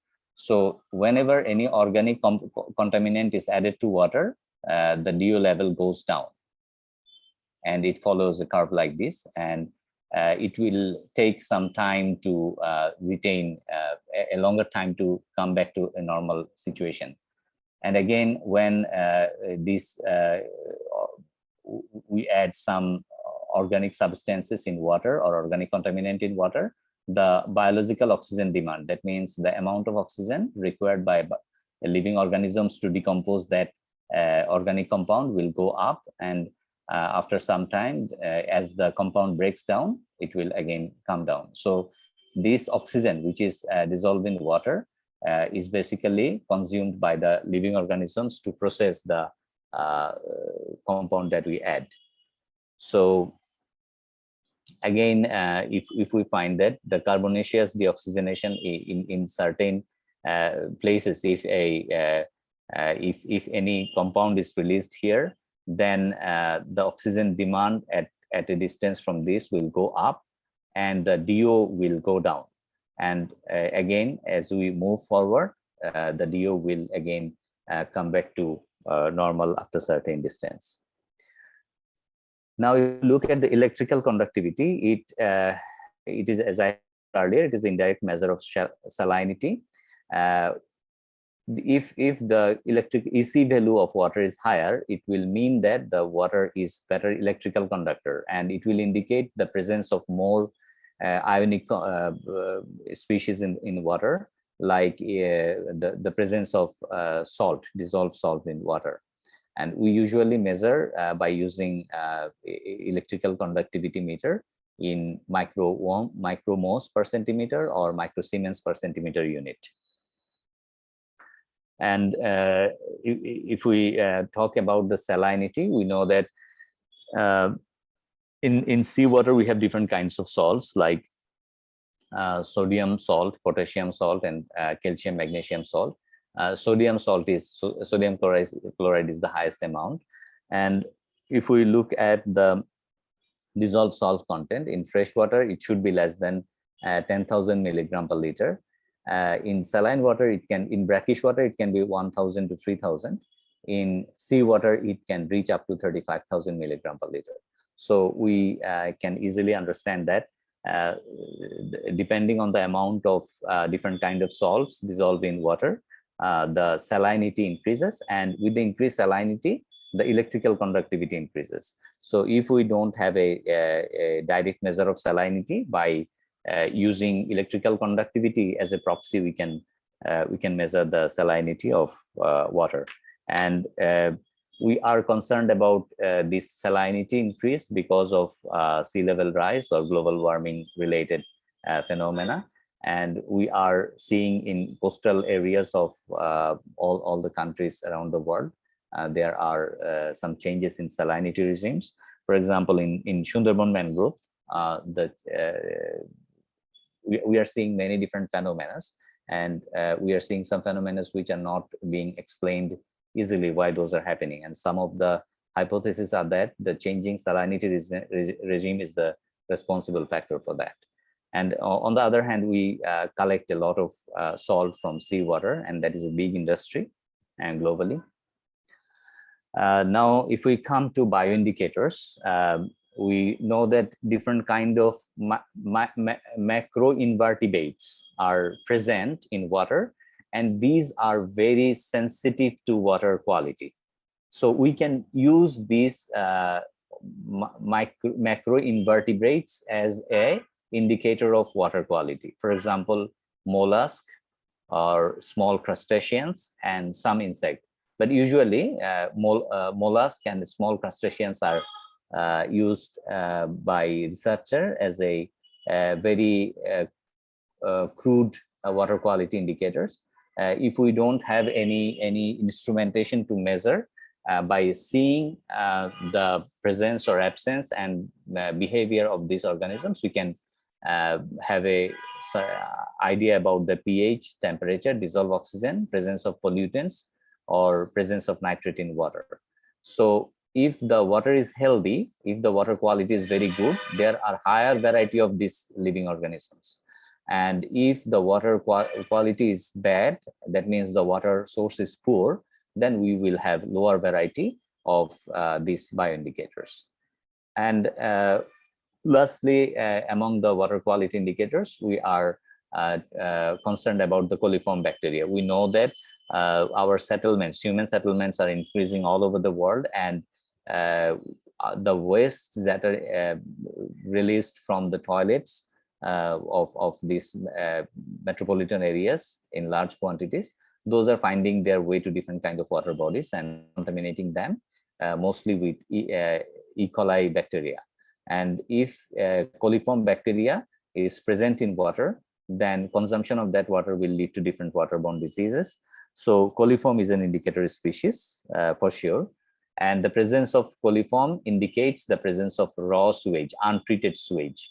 So in urban areas, usually the urban authority is responsible to treat the sewage and after treatment, release the water to the water bodies. If they treat the sewage properly, then there is no chance that coliform will find their way into the water bodies. So if the sewage, untreated sewage, find their way into water bodies, then we will find this waterborne disease-producing bacteria. And their slight presence in water is dangerous because they can proliferate very, very fast. So in 100 ml water, if we find one coliform colony, we have to become concerned about the water quality. We have to take some step. And if it reaches 4 coliform colonies per 100 ml water, we have to take immediate action to correct these things, to stop the flow of raw sewage and to treat the water which has already been contaminated. And we know that different kind of water pollutants, they find their way into water and changes the water quality indicators that we have talked about. For example, herbicides, those are coming from agricultural runoff. Fecal coliforms are coming from untreated sewage. We are finding pharmaceutical metabolites from domestic wastewater. We know that we are consuming a lot of pharmaceuticals, and undigested part of these pharmaceuticals are finding their way into water bodies and contaminating the water. And again, we, as I have told, we have some biomarkers. In absence of any scientific measurement setup, we can use those organisms as an indicator of water quality parameters. And for pollutants, we can say that there are some trace elements which even in a small quantity can pollute the water. For example, heavy metal like cadmium, mercury, lead, which are used in different kind of products, can find their way into water and contaminate water.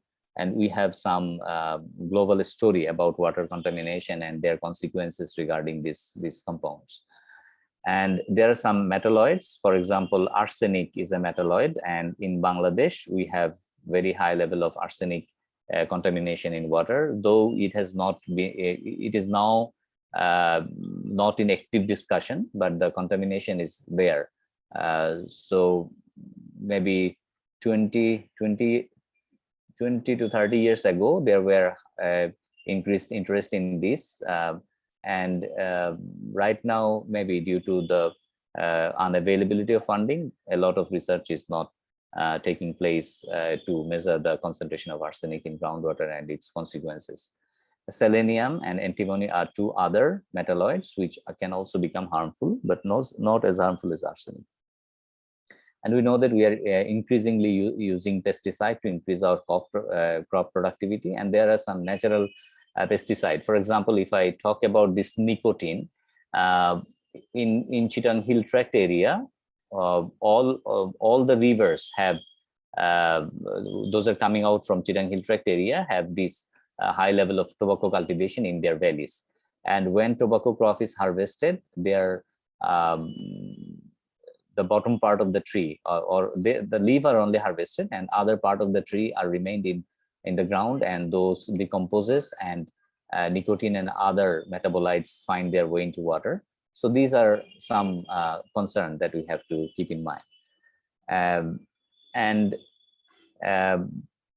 When we talk about pesticide, we will find that these are disrupting the life cycle of different organisms in different manners. Just for one example, we have found that the vulture population, vulture is a natural scavenger. Vulture population is decreasing globally due to the occurrence of some pesticides in their food chain. And we have nitrate compound and nitrite and nitrate compound from fertilizer use, manure pits, or septic system leakage, animal waste. as these kind of things. And nitrate and phosphate are two things which cause eutrophication in water, and we have to keep those things under check.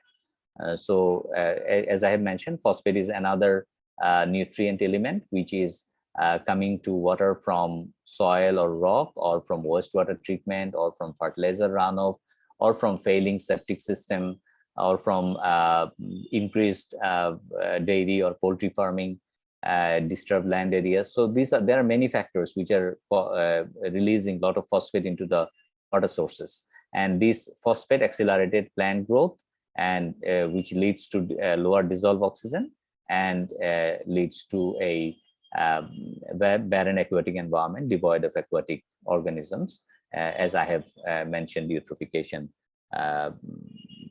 in the beginning. So eutrophication means well nourished. I mean, the trophic structure has somehow elevated, and due to that, excess growth of some organisms are happening, and with their death, we are getting a water body which is anoxic, and due to that anoxic environment, the water body loses the ability to support living organisms. So these are the overview of water quality related issues in brief. So if you have any question, I can try to answer.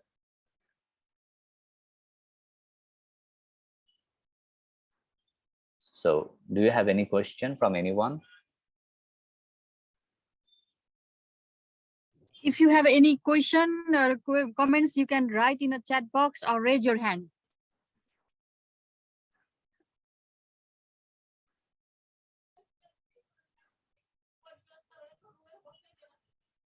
There is a one query. Do we need a labs for the microbiological analysis? Yes, for microbial analysis, we need laboratory, definitely. We need to culture. There is no instrument to directly measure them. But there are some dye stuff. By using the dye stuff, we can stain the specific microbial organisms, and under the microscope, we can count how many organisms are present in certain volume of water. So the confirmatory test is microbial culture in the lab, but we have some dye-based microscopic analytical techniques which we can use, but there are no instrument, to the best of my knowledge, which can be used. Maybe in the future we will have some instrumentation in this regard, because we are in some kind of quick genetic analysis tool. By using those tools, maybe we will be able to quantify the presence of different microorganisms in different kind of matrices. But those are work in progress. No product, to the best of my knowledge, is available right now. Any more? You can write in the chat box as well.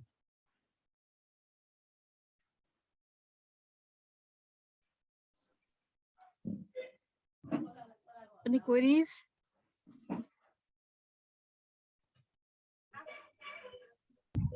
Seems like there is no queries and comments. Dr. Musharraf, if we have like a master student doing a study, what would be the simple test that you would suggest if, for example, they are doing it in an urban setting? What would be the minimum simple test that you would suggest that the master students take up for their thesis? It will depend on what are their target. I mean, what's the topic they are focusing on?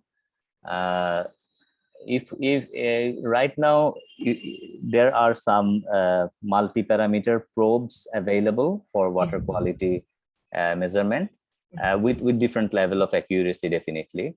So some of the multi-parameter probes are even available at as low as 3,000 Bangladesh Taka. They can measure like pH, temperature, conductivity.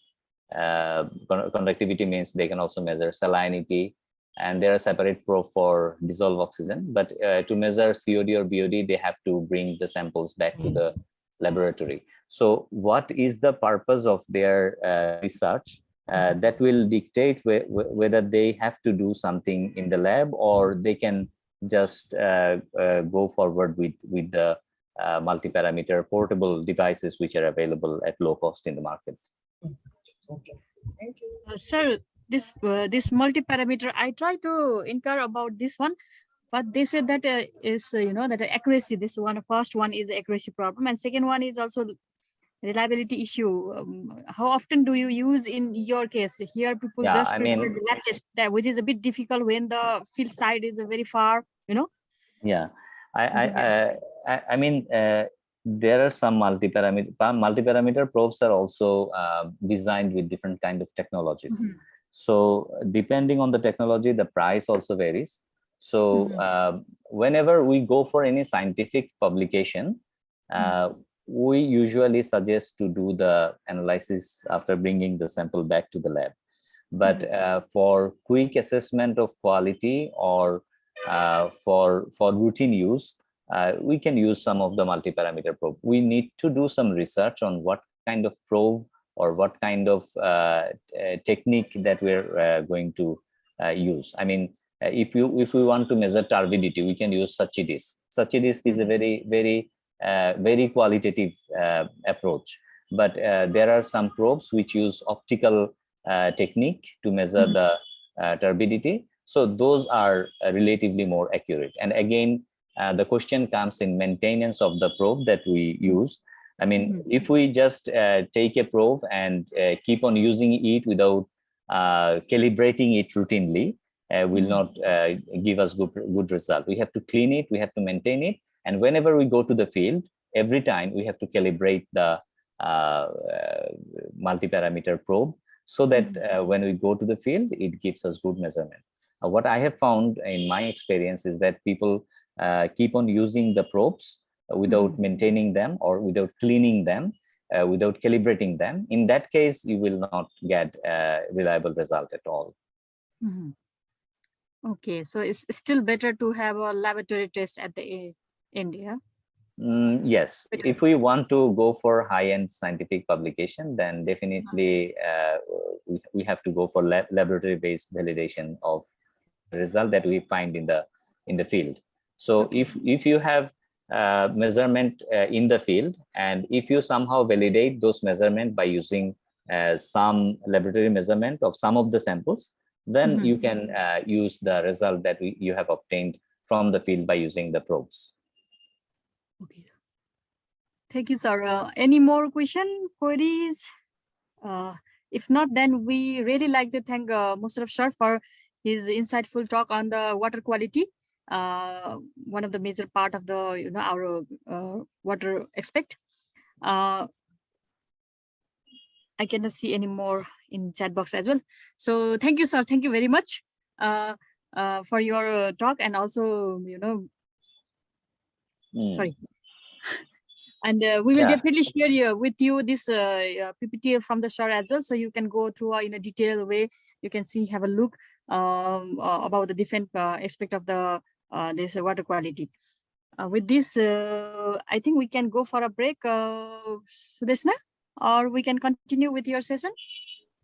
We can go for a 10-minute break and then we can continue. Okay, sir. Thank you, sir. Okay. Thank you so much. Thank you all. So if you have any questions, we will be in touch. So you can ask later as well. And I will definitely share the presentation slides so that it can be shared with all. Thank you. Okay. Thank you so much. Now is 4:10. We will meet at the 4:20 or for 10-minute break. And then we will go with the Sudeshnas, and then later Fazia ma'am will join in the session. Okay, quickly have the presentations, and then if we have time before Fazia ma'am comes, we will go on to a social network analysis. Otherwise, the PPT already has the required reading material, so you can go through it. But we can have the next group present first.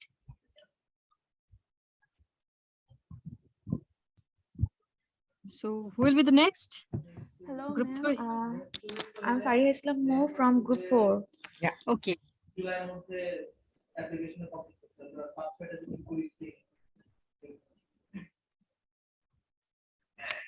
Can you see my Yes, we can. We can. okay, ma'am. Thank you. So we have prepared this using the YED software.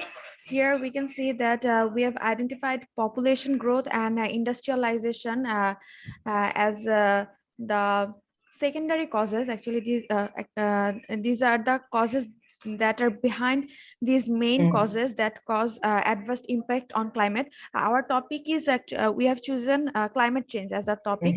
So we know that population growth causes waste generation, deforestation, and also industrialization causes deforestation, greenhouse gas emission, air pollution, deterioration of water quality, and increased use of fossil fuels.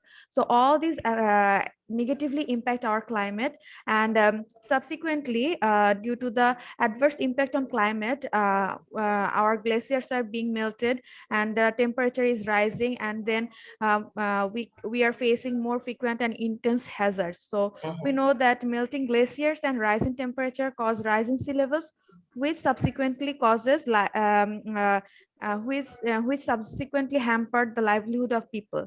So this is our final final output, that the livelihood of people is being hampered, and also due to the flooding and drought, our food production is being reduced, and there is scarcity of pure drinking water. So these also hampered the livelihood of people. So we have prepared this chart to show the cause and impacts. Very good, very good. I see you've color coded based on your levels, which is great. A couple of things again is that I think you missed out on your adaptation options, which is fine. One thing would be whenever you write any node name, no, I would suggest that to every book, try and keep it as short as possible. Another thing I would suggest is now you've just made the map. If you have multiple stakeholder group, what you will also have to do is you will have to standardize your maps. So one W can't be capital, one W can't be lowercase. So you have to keep those in, in your back of your mind, because if you're going to analyze them further, if you write water quality and quality of water, it's the same thing, but your YED or any of your softwares that you use are going to take them two separately. So that is one thing. Otherwise, very well done. You've all managed to, I think, even color code your maps. Who were in your team, Faria, besides you? Ma'am, we have got Abriti, then Gokarna, Khushbu ma'am, and then we have got Muhammad Rifat, Muqtadir, Saifullah, and Tania. Okay, okay. Great job, great job. I mean, I think at least you've got an understanding of how you can use PASS, which is great. And I'm guessing working online hasn't been easy, but very well done to the entire team. Okay, great. Okay, ma'am. Thank you. Thank you so much. Thank you, Faria, and the group. Very good one. Next group, 1 and 2, no? Faria was yeah, I think so. 1 and 2, 3 and 4 is finished.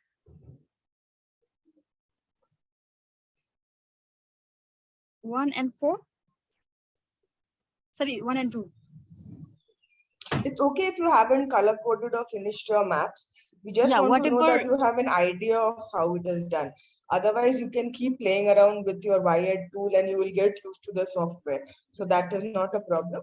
We just want to know that you understand the concept of what a problem and solution tree is. That is it. So do not hesitate to share your screens. You can share whatever, you have able to make it.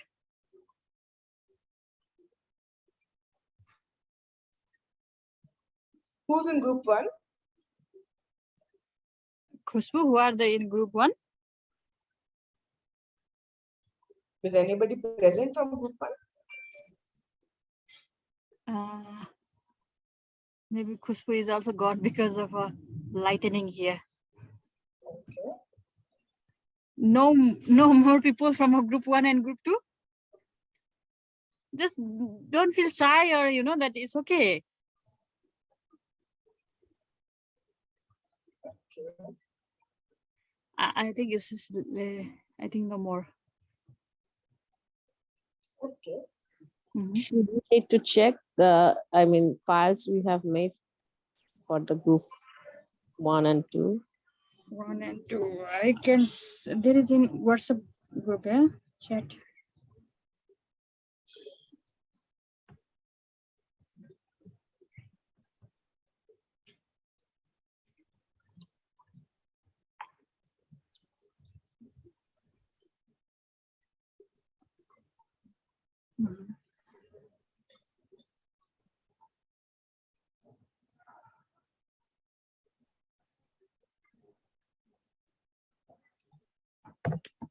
Then list is any other things remaining? So this na Sarah? No, I mean, I can then just go on to, if the students want to social network analysis, give a brief idea about social network analysis. No one from group 1 and group 2, do you want to submit it later on to the team? I think group 1, I think group 2, Shantanu is group 2 or group 1. There is some sales group who was also there, but today I cannot see. Last time they, in my group there is some share or something. Some share, I guess. Anyway, I cannot see him today. Okay, never mind. Okay, then we'll continue on to social network analysis.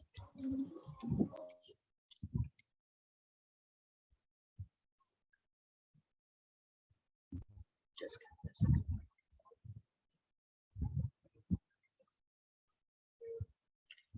Okay, can all the students see my screen? Just click it.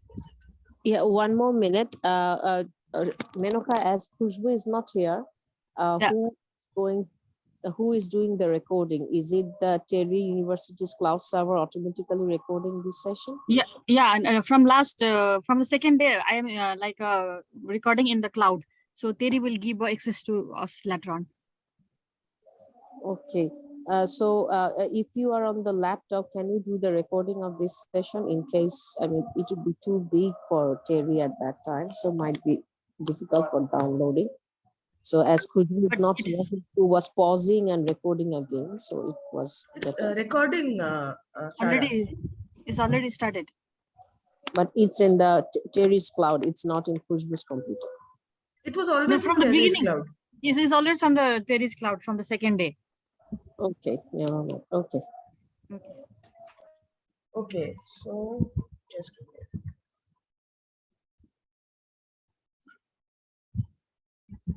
okay, so we worked on, so this is where you've reached. Okay, so you talked about how to create a past, you've understood what a problem and solution tree is. So now there are a couple of ways that you can go, not a couple, there are multiple ways that you can go forward to do a in-depth analysis. So one way is, you can see that multiple options have come out. So one thing is, you might want to now check if there are future options. You might want to ask your communities or ask your stakeholders to choose which option is correct, or which option should be the first option that you're going to invest in. So for that, you usually go through either a cost benefit analysis, a cost effectiveness analysis, or a multi-criteria analysis. Now, the first two analyses are where you reduce your metrics down to economics. So basically, how much money it's going to cost. Cost benefit is basically economic terms. Cost effectiveness analysis also looks at benefits from certain other angles, but in the end, it's a unitary metric of money. The best way to go forward when you are having a participatory scenario is probably to use a multi-criteria analysis. Now, multi-criteria analysis is not a part of it, but it is not that difficult to learn. So you can go for a multi-criteria analysis. But other than that, you might also want to know what kind of players will possibly make your intervention successful, or what kind of players are already there that are making, what kind of actors are already there that are making your program successful or making your program not so successful. For example, if this is an APN workshop, who are the different players which have brought together this APN workshop to fruition? So we can look at those kind of things. And that kind of thing is a tool called social network analysis. Yesterday, you heard about social maps, which basically talked about, social economic characterization. social network analysis looks at the character of relationship between two social entities, between two actors. So that is what social network analysis is there. I'm going to give you a very brief idea of what social network analysis is basically about.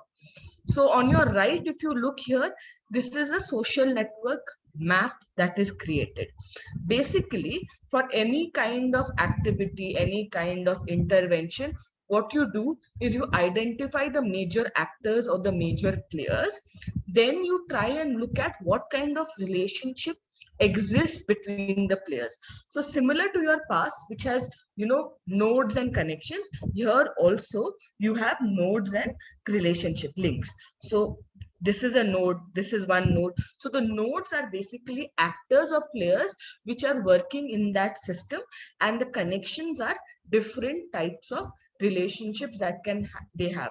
Now we in the afternoon first session, we talked about spring shed development or spring shed management, the governance of spring shed. So this map is a map created by one of the stakeholders who look at how a particular spring shed, or in this case it was Dhara Vikas Yojana because I worked in Sikkim, how the Dhara Vikas Yojana worked according to a particular stakeholder. So what this kind of gives you an idea is the idea of who can influence the system, who is the main role, who if you remove, there is no difference, and whom if you remove, even though he's a voluntary actor, might have a major change in the system. So this is what a social network analysis does. Now, social network analysis is slightly more technical than past. There are multiple, again, softwares that you can use. I would suggest that if you want to learn about social network analysis, you can use the same thing as an edge or an adjacency matrix, but you will have to use a software called UCNet to do your social, and NetDraw to visualize your social network diagram. So this is how your NetDraw diagram looks like. So as I said, every reading material is given in your reference section. So go through that. It will help you understand what it is. So basically what it does is you have to concentrate on the relationship between the individuals that are there. Now, if you look at the map that this created, you can see that there are 4 types of actors in this scenario. There are funders, there are central and staff government, local government, and civil society actors. And then the stakeholders have tried to connect them based on 3 relationships: fund and resources, advice and information, direction and command. Now, both the type of actors that you have to categorize your nodes into and the type of relationships that you want to categorize your map into depends on what you are studying. For example, again, if I look at this APN program, so maybe the relationships I would have would be, one might be a funder, one might be an implementer, or one might be a educational institute or speaker. So these kind of actors you place in the system, and then you try to see how they are connected. So that is what you do. So okay, now how do you analyze a social network map? So what I had taught before, you use graph theory, and you use, basically you look at the distribution of the connections between them. So there are multiple map statistics that you can use. I have talked about 4 major map statistics. One is map centrality, which is basically similar to how many people are directly reaching another person or another actor. Then there is betweenness centrality. So what betweenness centrality actually looks at is A might reach B, but if A has to reach through C to B, that means that C has a high betweenness centrality. Because if C is removed from the equation, probably A would not be able to reach B. So that is what a betweenness centrality means. So basically you're looking at what is the most shortest direct route between 2 actors, and if there is a person between that, so that person can either be a bridge to that information, or it can be he or she can be a constraint to that information. When I say he and she, it can also mean an institution. Okay, then there is map density. Similar to what you did in past, map density is a map function which actually looks at how well is your network connected. Is your network too tightly connected? Is your network not at all connected? Both are problematic. If it's too tightly connected, that means your network won't be willing to change. If it is too loosely connected, that means that not everybody is reaching everybody. So based on what your topic is, you'll have to choose your measure to understand that. Then there's something called a faction analysis. Now, what a faction analysis basically does is, now which actors will group together and stick together. For example, if this had been in a workshop, most probably you would have made your own cliques and friends. So you would have liked to do these kind of activities that we go give in certain groups. So that kind of clique formation or faction formation is something called faction analysis.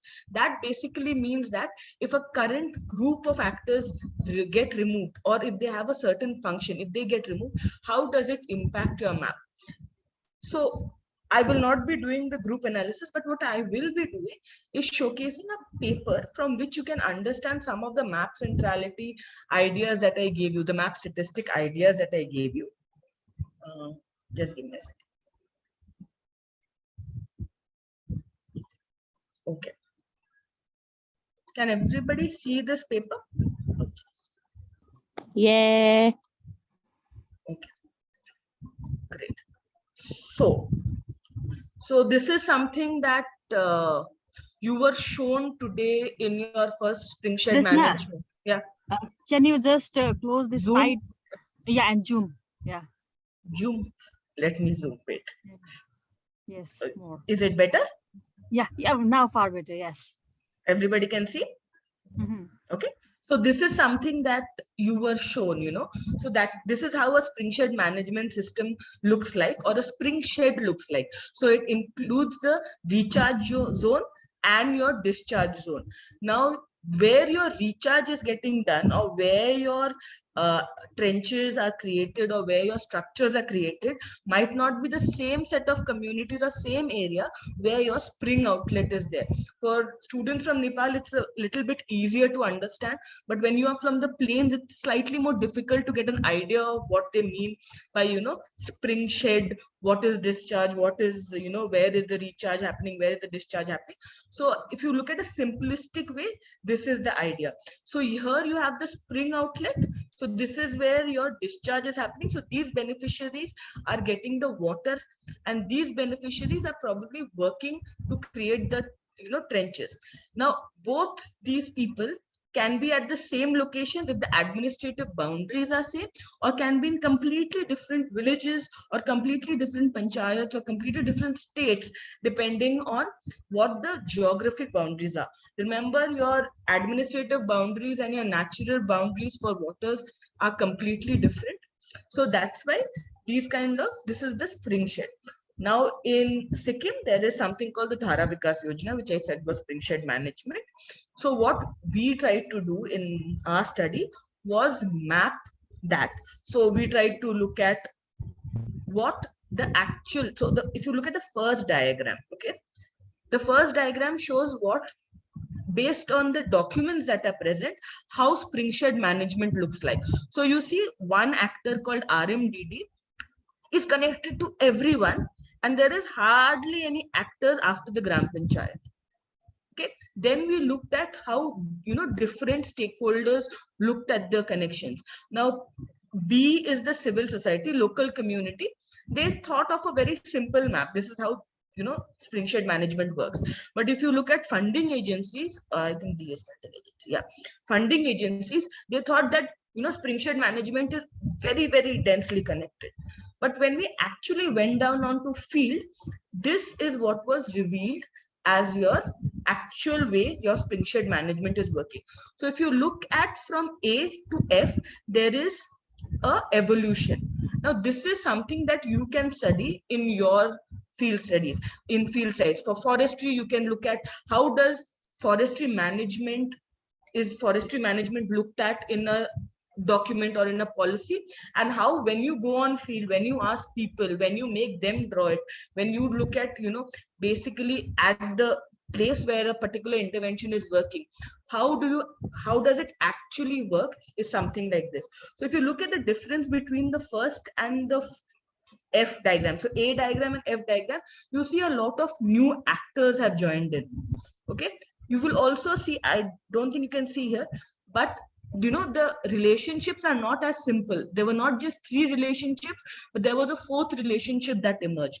So for you, you might realize certain relationships which were talked about, or which when you were observing or analyzing your documents, you saw only one kind of relationship or 2 kind of relationships. But those relationships have also evolved and are now seen differently. So this is something that you can do. The last thing that you would be able to do is, so these are basically the actors. I will not go into detail in that. So that is what I was trying to tell you. So when you look at something that is on paper, and when you go on field, so that's why field work is so important, because sometimes what is there in your secondary literature might not be true, or might be true, but an evolution might have happened in the system. So what we saw was emergence of new actors, roles, and relationships. So we had multiple roles and relationships, and we also looked at which was the most important relationship. So I'm going to take an example of, for me, the most important relationship in spring shed management was not funding, was not command and direction, was not even demand. It was information and knowledge. And you will realize that often in most of adaptation interventions, information and knowledge is a very extremely important relationship, and it is usually present in almost all your social network maps.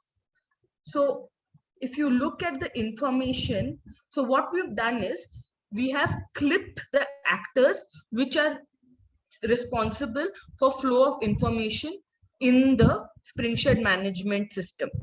And you can see how there's a difference in sizes in each diagram. So these are different map statistics that we've used. So this map statistic is basically out degree.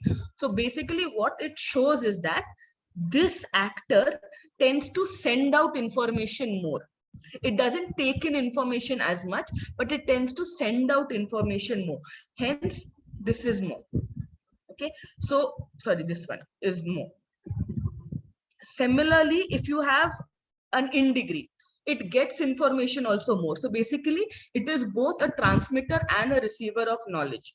But if you look at Gram Panchayat doesn't get as much information as it releases information. So that technically means that in a field setting, the Gram Panchayat is the major implementer. RMDD is not the major implementer, because it is only taking in certain kinds of information. It's not releasing certain kind of information. So you have to look at, so this is in degree, this is out degree. So you have to make your inferences. Again, when you look at your field, you will be able to make your inferences based on that. Similarly, if you look at this is directed betweenness centrality. So as I was saying, there are certain actors people would have to jump more to get to a particular person. So this is betweenness centrality. So you see, parahydrogeologists, something that again the first lecture was talking about. So parahydrogeologists are basically local government officials who have been trained, to understand how to take spring discharge, how to measure springs. So they are very, very important. These two actors are very, very important in relaying information. So if these guys are removed from the system, then your nature of information flow becomes very hierarchical. If these guys remain in your system, the nature of flow becomes, there are alternative flows, of information. So it's not a very easy concept to understand social network analysis, but once you start making your maps, you will get an idea of which actors are important, which actors are not important, who is the most influential actor, who is not influential. Similarly, I spoke about something called faction analysis. Just give me a second. So this is what faction analysis is.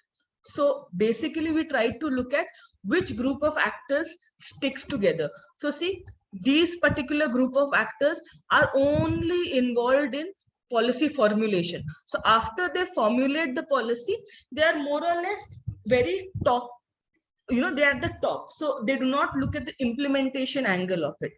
However, these blue actors are involved in local governance. And if you see, they were not initially even present in your first map, which was on the map that was made on paper, which was how it was actually thought out at the policy level. Similarly, these two are bridge. They are connector actors. So they are basically bridge. If they are removed, as I said, information becomes very hierarchical and it will only pass through RMDD, Gram Panchayat, and then to the other actors. But because these actors are present, the flow of information is much better. It's not the best that you can have, but it is much better. Similarly, these are new actors that have come into play because this program is done under something called MG Narega, which is a scheme by the Indian government. And what happened was initially money used to be given as physically, but now it is a cashless transaction where digital money is being given. So that's why these actors have come in. So this happened after the springshed management system was done. So they are primarily responsible for creating demand for a particular springshed management activity and then having the finances flow through them. So what social network analysis basically helps you, if done right, you can actually sit with policymakers and tell them that, you know, these actors need to be brought in officially into a system, or these actors are hindering your activity, so you need to maybe either remove them or see how they can be curtailed. It's a very, very powerful tool, but a strong rider is that be careful when you make your conclusions or your assumptions, because if you go to a policymaker and say certain things about certain actors, you need to be sure that that is what is happening. Hence, you have to have in-depth field work before you make any type of conclusions on your social network maps. But it is something that you can try out as a part of your PhD thesis, your master's thesis. And it is not that difficult to make, but it is more important that your analysis is on point. So if there is time, is there time, Menuka? Yes, we have, because Fazia ma'am is in some session, so maybe you can take some more time. So would you like to choose one particular intervention and as a whole group, maybe divide into two groups, not more than that, make a social network map? Would anybody be interested? Let's hear from the students. Are you interested? We can do it now, you know, just to make a two group and let's see, just yeah, Abriti says yes. Okay. And so is it only Abriti who wants to make it? In Nepali, there is called Maunam Sukhitam. If nobody speaks, that means yes. Okay. Shantanu, the paper has already been shared. It's also there in the link. Menuka already has the paper, so she'll share it with you. All the papers for past everything, Menuka will share with you. Yeah, yeah. Okay, then if you're having if you're doing make this, a group, no? Yeah. We will make a group, but before that, identify each group. How many? Two groups is okay? Yes, we have a 22, so 11 is fine. So each group choose the same solution. What kind of solution do you want to do? Do you want to do water management? What does water management look like? Water management, because we are working in the water. So is water management okay then? So what you will do is, for water management in your country, in your region, you will identify who are the main actors, because this is a sample, this is a test solution or whatever. It's a small activity that you're doing. Don't choose more than 7 actors. Just choose 7 actors. So choose two from the government, maybe 2 from the funding agency, 2 from the local institution, 2 from whatever, 2 from civil society, but don't go more than 7 or 8 actors. Once you've selected the actors, you will make the same adjacency matrix. So actors will be on both the row and the column, and then you will create a link between them. You can choose 3 types of relationships. I have given you 3 relationships. You can choose any relationship. You can choose information, finance, money, anything that you want. You can choose 2 or 3 relationships and connect those relationships. Similar to how in past you connected one concept to another concept by writing one. Similarly, here also you will connect one to the other by writing one, and insert into your y-ed the same way as you inserted in the past. Once you do that, I will show you how to measure centrality even in y-ed. Is that clear? So one of them has to share a screen and then point out the 7 actor from the different. You can have a similar like how you did for your concept identification. All of you go to the group, identify 7 actors that you think are important, write them on your column and row, and then identify one relationship or 2 relationships, and or don't even identify 3 relationships. Identify just one relationship and how they're connected. That's it. Don't do 3, just do one relationship. That they are connected, how they are connected. That's it.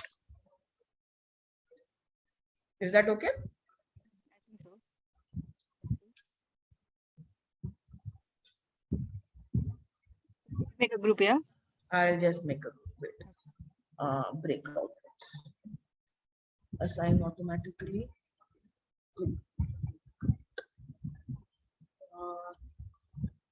Just give me a second. Menuka, you're here. I can't see.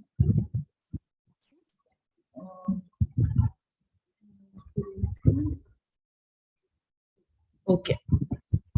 Open all files.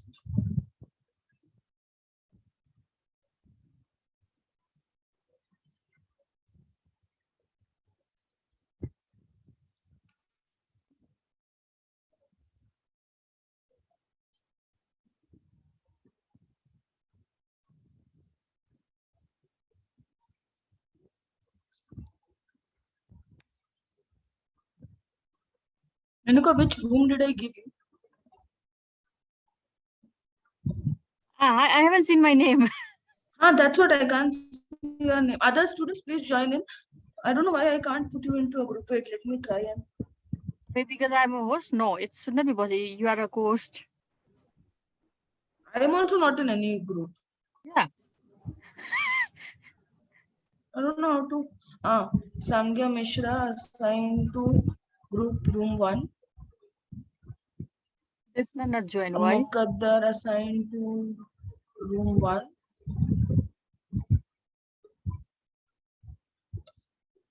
All of you can enter your rooms. Menuka, why can't I see you? I also don't know. Now only 4 people are remaining. You, me, Mohammed. No, Sangya, I have assigned her a room. She just has to go join. Okay, Saifullah is already signed. Only you and me, yeah? I think, Menuka, you can join depending on where you want to go. Yeah. Okay. You can join group 1, maybe. Group 2. Join group 2. Okay, then. Oh. Can you? Have you been able to join?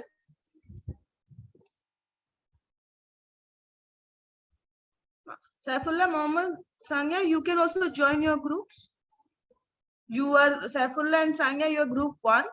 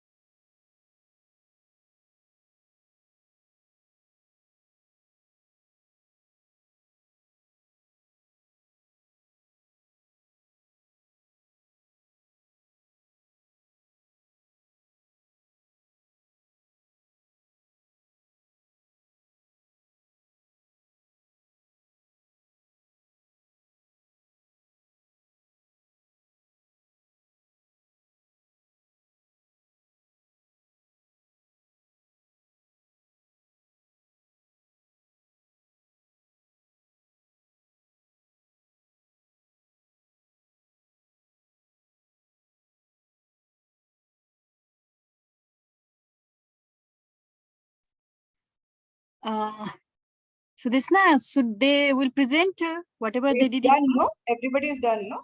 Yeah. Okay, okay, great. Yes. Who wants to go first, room 1 or room 2?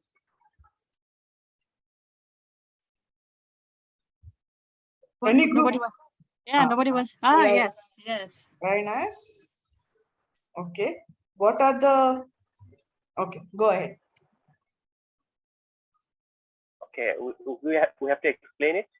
No, just tell me why you've color coded it. The different relationships, so okay, why have you color coded your maps? Actually, Why is wash color coded, the brown and okay, we white just optics up?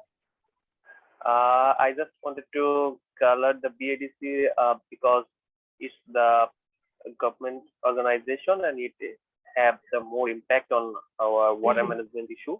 Okay. And on the other hand, the WASH is the private NGOs, so that if they work on rural communities. So I just colored these two because these are two different form of organization. One is government and one is private organization, and they do have work on rural communities, and they are engaged with rural community from this from different aspects of this.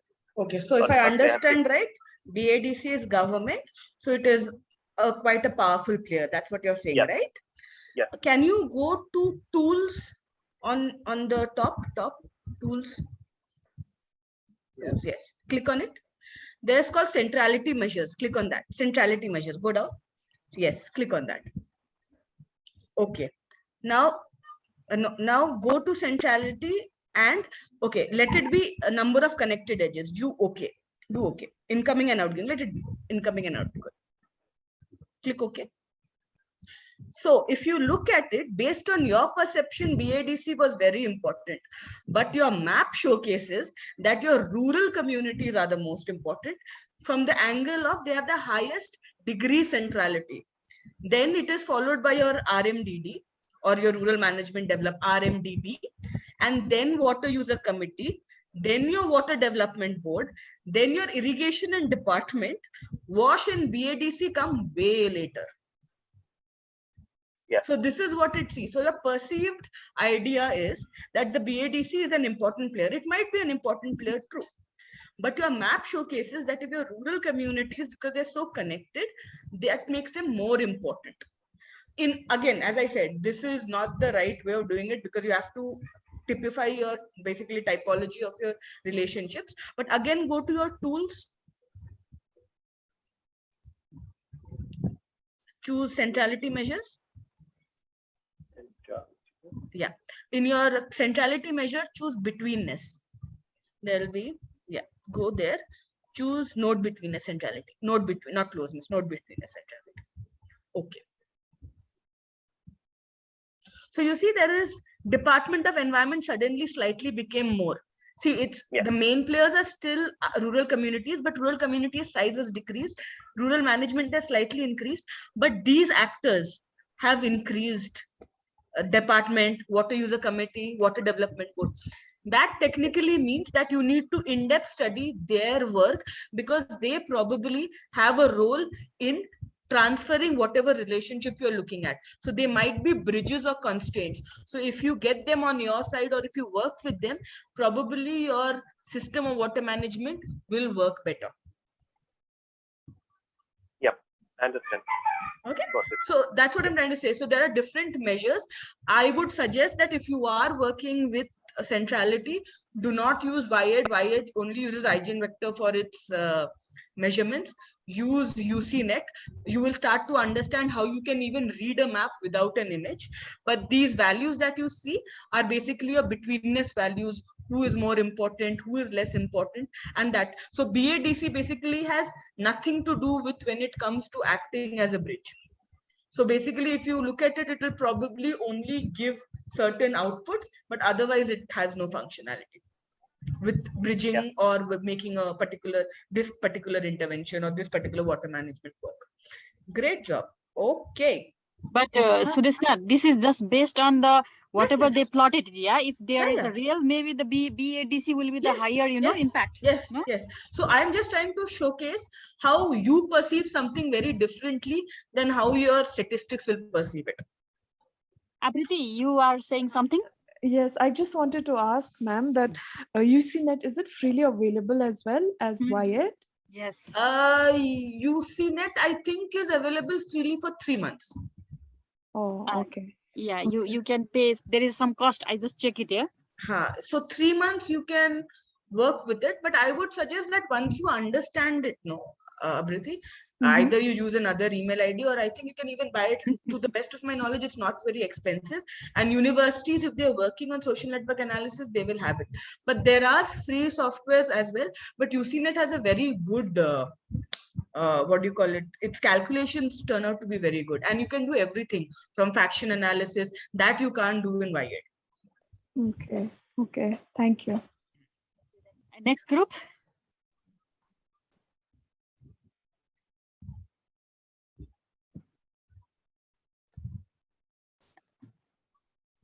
Yes. Okay, let's have a chat about who do you think is perceived to be more important in this, or who do you think is a bridge? Your math is actually quite easier, much easier to say. Who's presenting? Yes, ma'am. Yeah. Yes, ma'am. Someone.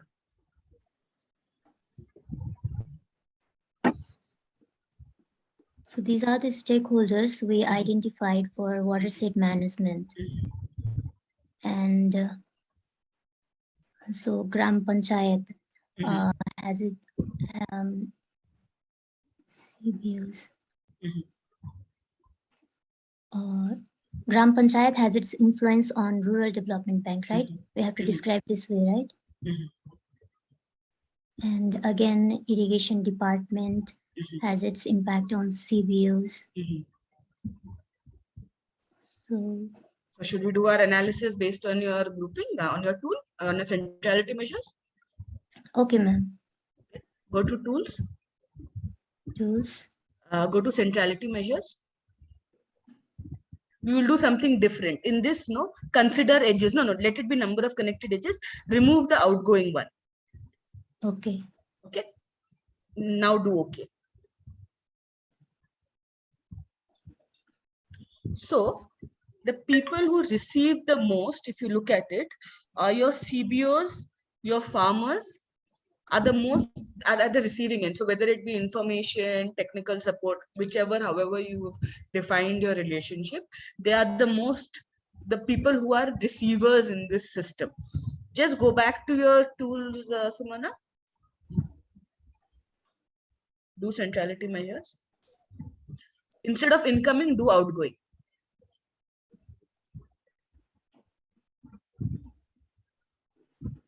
But your drivers of your system are your irrigation department or soil conservation department, which is what we also often see in a water management system, that your irrigation or your government departments, your line departments are the one who control, and the people who are most impacted by it are your ones, like your farmers, your water user groups.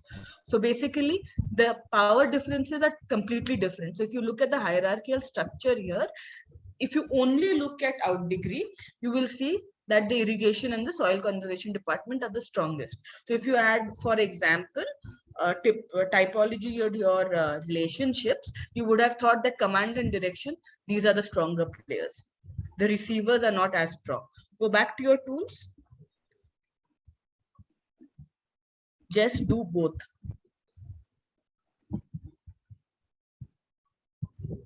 So when you look at this, as both receivers and external, your graph maps are equally distributed between your Gram Panchayat, CBO and farmers. So basically this shows that your receiving ends are higher in your system than your transmitters. But your transmitters are very few, but have a lot of power, if nothing else, if they're not brought into the system.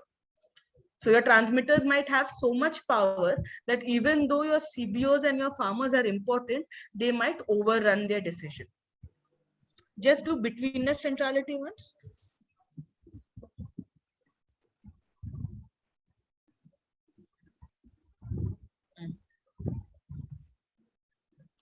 Okay, your CBOs are very important bridges. So basically, what I see here is your CBOs act like a bridge between your state government and local government and your water users, including your farmers and water user communities, other like domestic water most probably.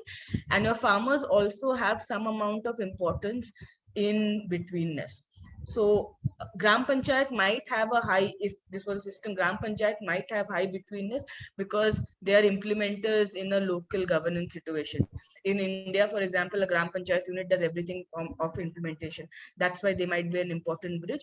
But what this might show is that if you do not have a community-based organization, the information flow might be highly restricted in this system.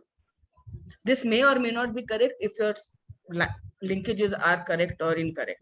But what this map basically shows is that if your CBOs are removed from the system, your system will become extremely one directional, which will make it very difficult. Or if your CBOs are not performing as well as they should, or are not helping as much as they should, or do not have a strong hold on ground, your water management system will lead to either collapse or have powerful people control it to their advantage. This is what it shows.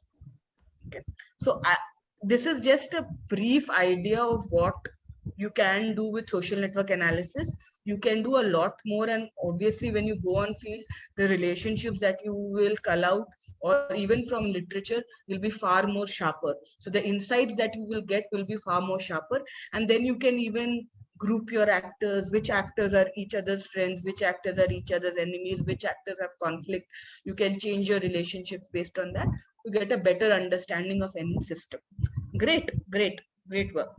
How can I show the conflict? You have to typify your relationship. Sarah only asked me. Yeah, so you'll have to in your relationship you will have to get information that this is not working. So basically, if your particular actor is removed or is not working, you will see them as an isolate. So that's another graph centrality or a network centrality measure called isolates. So you can showcase isolates. So isolates will basically show that these actors are not at all connected. So if you go in depth, you might find out that there is conflict. Or in your system, you can ask to showcase which are your relationships of conflict. If there is already, they have input to give. So two ways, either you go to your network statistics and use isolates as a use for a map, understanding map statistics, or you ask your field to basically design a relationship which showcases that. Either ways.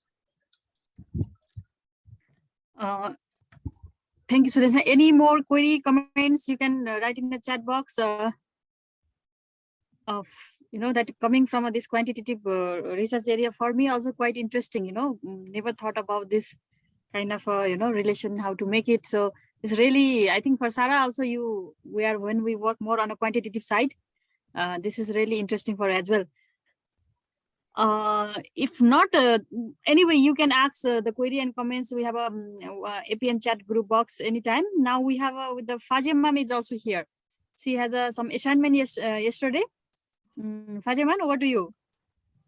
Hi, Dr. Menuka. Good evening, and good evening, everyone. So quickly, I think we are already, it seems, running short of time. So we had a few questions to discuss. I'm assuming that all of you have read the case study that I had shared. Hello. Ma'am also have written in a chat box as well. Okay, there's at least one person who says yes. I would really like if there are more people who have read it. Anybody? Okay, so we will first discuss normally, like what are the, if you have not read it also, it's perfectly all right, because I'll just take about 10 minutes to discuss the questions that I had shared. So the first question was, what are the limitations of conventional indicators of women's water burden?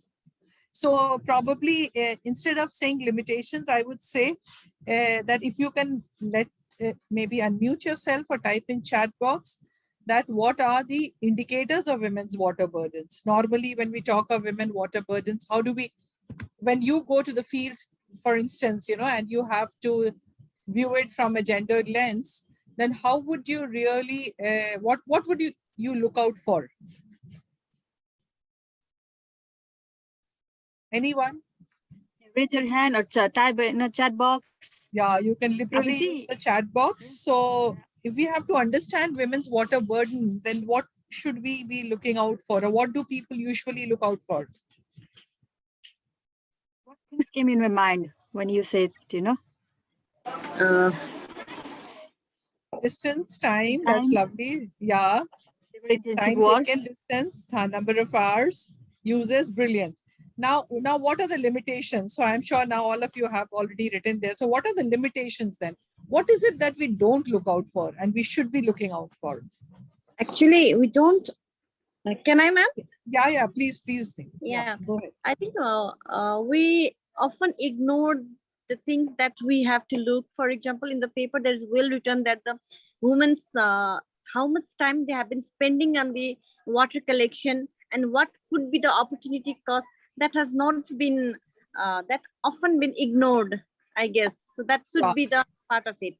That's lovely. And there's somebody in the chat box also says willingness to collect. So is it enforced upon them, or are they really willing to collect, or are they happy about doing that task? So nobody asks them. That's very nice, Harikala. Any more? Anything else? It's another, is water really used by women? Is water really used by women? Who uses it? So who are the users, or who are the first users? So, and when does woman get a chance to use? She uses it definitely, but she uses it for cooking, she uses it for cleaning, but does she use it for a personal use? How much water does she get for herself? So does she get a preference on the water use that she collects and brings? What else? The tantrums and comments that comes from the family. Yeah, that's again, on that I'm reminded of a case study where a person, actually a bureaucrat, he went to a village and he saw that women didn't have water in their houses. So he immediately got a hand pump installed next to most of the houses. Like, he got water closer to their home. And after a year, when he returned back to see it, he thought the women in the village would be very happy welcoming him, because they had reduced their water burden. He has reduced their water burden. But on the contrary, what happened, that the women were very angry with him. They said that was sort of like our personal time, our me time. So whenever we used to go to collect water, we could actually crib as much as possible. And now that's something that you have taken away from me. So sometimes, before intervention, it becomes important that we should actually find out from the people also that what exactly do they require. There's something more like volume. What is the volume? What quantity? How much water is the woman carrying? Then the health part of it. Often we talk of distance, time, but we don't talk about what's the health impact that it's having on. I think yesterday someone did speak about the health impact of women in Nepal.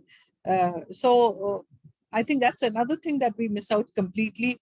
Then their role in decision making. So that's again not really thought of. So these are the limitations of the conventional. And so, as somebody rightly said, we normally talk about time and distance, education. So sometimes, there are girls who accompany mothers to collect water.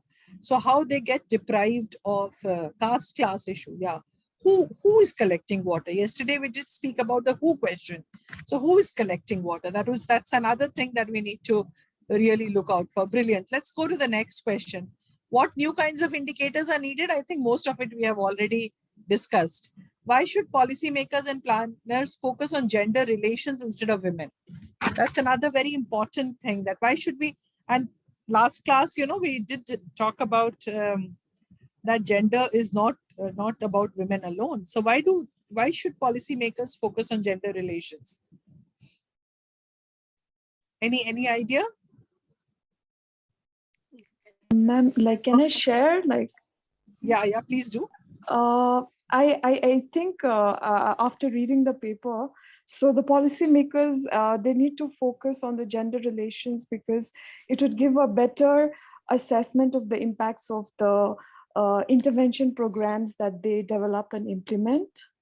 And also gender relation perspective would help them to capture the impacts of the intervention programs on not only the gender-based division of labor, but also the gender segregated aspects of the way domestic water is used.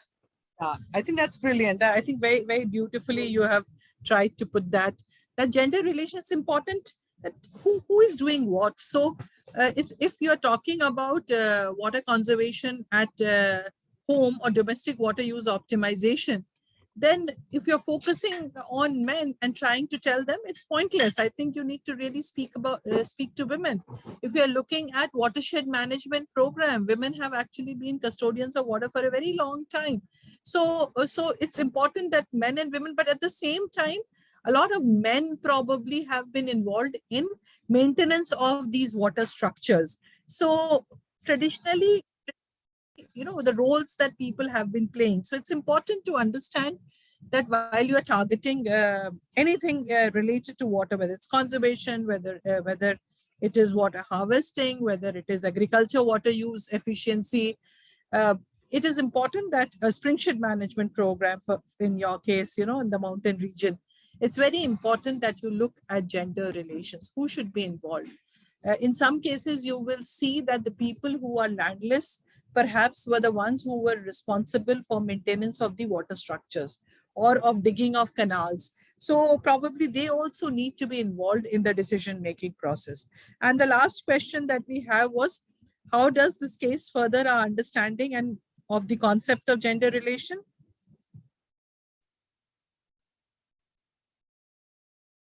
This case also brought out that it's not about men and women, but it is also about women and women, right? Did you read something about women and women relation also? Yes, the intersectionality that you're talking about yesterday. Yeah, intersectionality, but at the same time also like mother-in-law and daughter-in-law. Yes. How like the young brides are expected to fetch the water because it seems because it's easier, because the functional tap water has been set up near to the house. So like they think that it's easy work, but then the amount of water, the volume of water required is more. So it sort of like increases the burden on women. Yeah. It also brings out, that men who would initially go till the water, water body to take bath and all, the moment the water source came closer to the house, the females were expected to actually, that they started doing all bathing and everything inside the house. So they were supposed to actually collect extra water now to meet the changing requirements which were there as well. So yes, it does sort of further our understanding of gender relations. So I think with that, I'll stop here, and I'll just suggest to all of you that be mindful of these things when you go to the field or when you work towards preparing your questionnaire or the interview schedule. And that's all from my side. Thank you. Over to you, Dr. Menuka. Thank you, Fajia ma'am. Thank you so much. That water and the women, especially we all in South Asia can relate it with somehow in our household, myself, and then lots of participants also can relate it. But something we already overlooked or something in back of our mind, but as ma'am said, it is in our DNA. So something we are taking as a granted, yeah.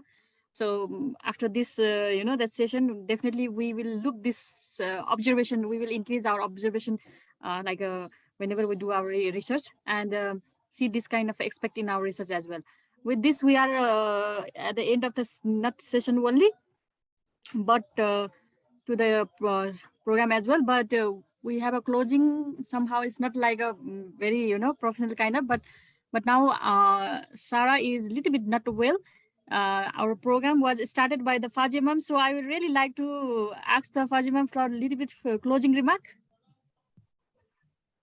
Thank you so much. I'm sorry I'm not able to switch my video on, but okay, I would really like to thank everyone. all the speakers who have taken out time. I would rather say that the problems which are there in the mountain regions are very, very complex, perhaps way more complex than the problems that we have in plains, and climate change is definitely further exacerbating this whole issue.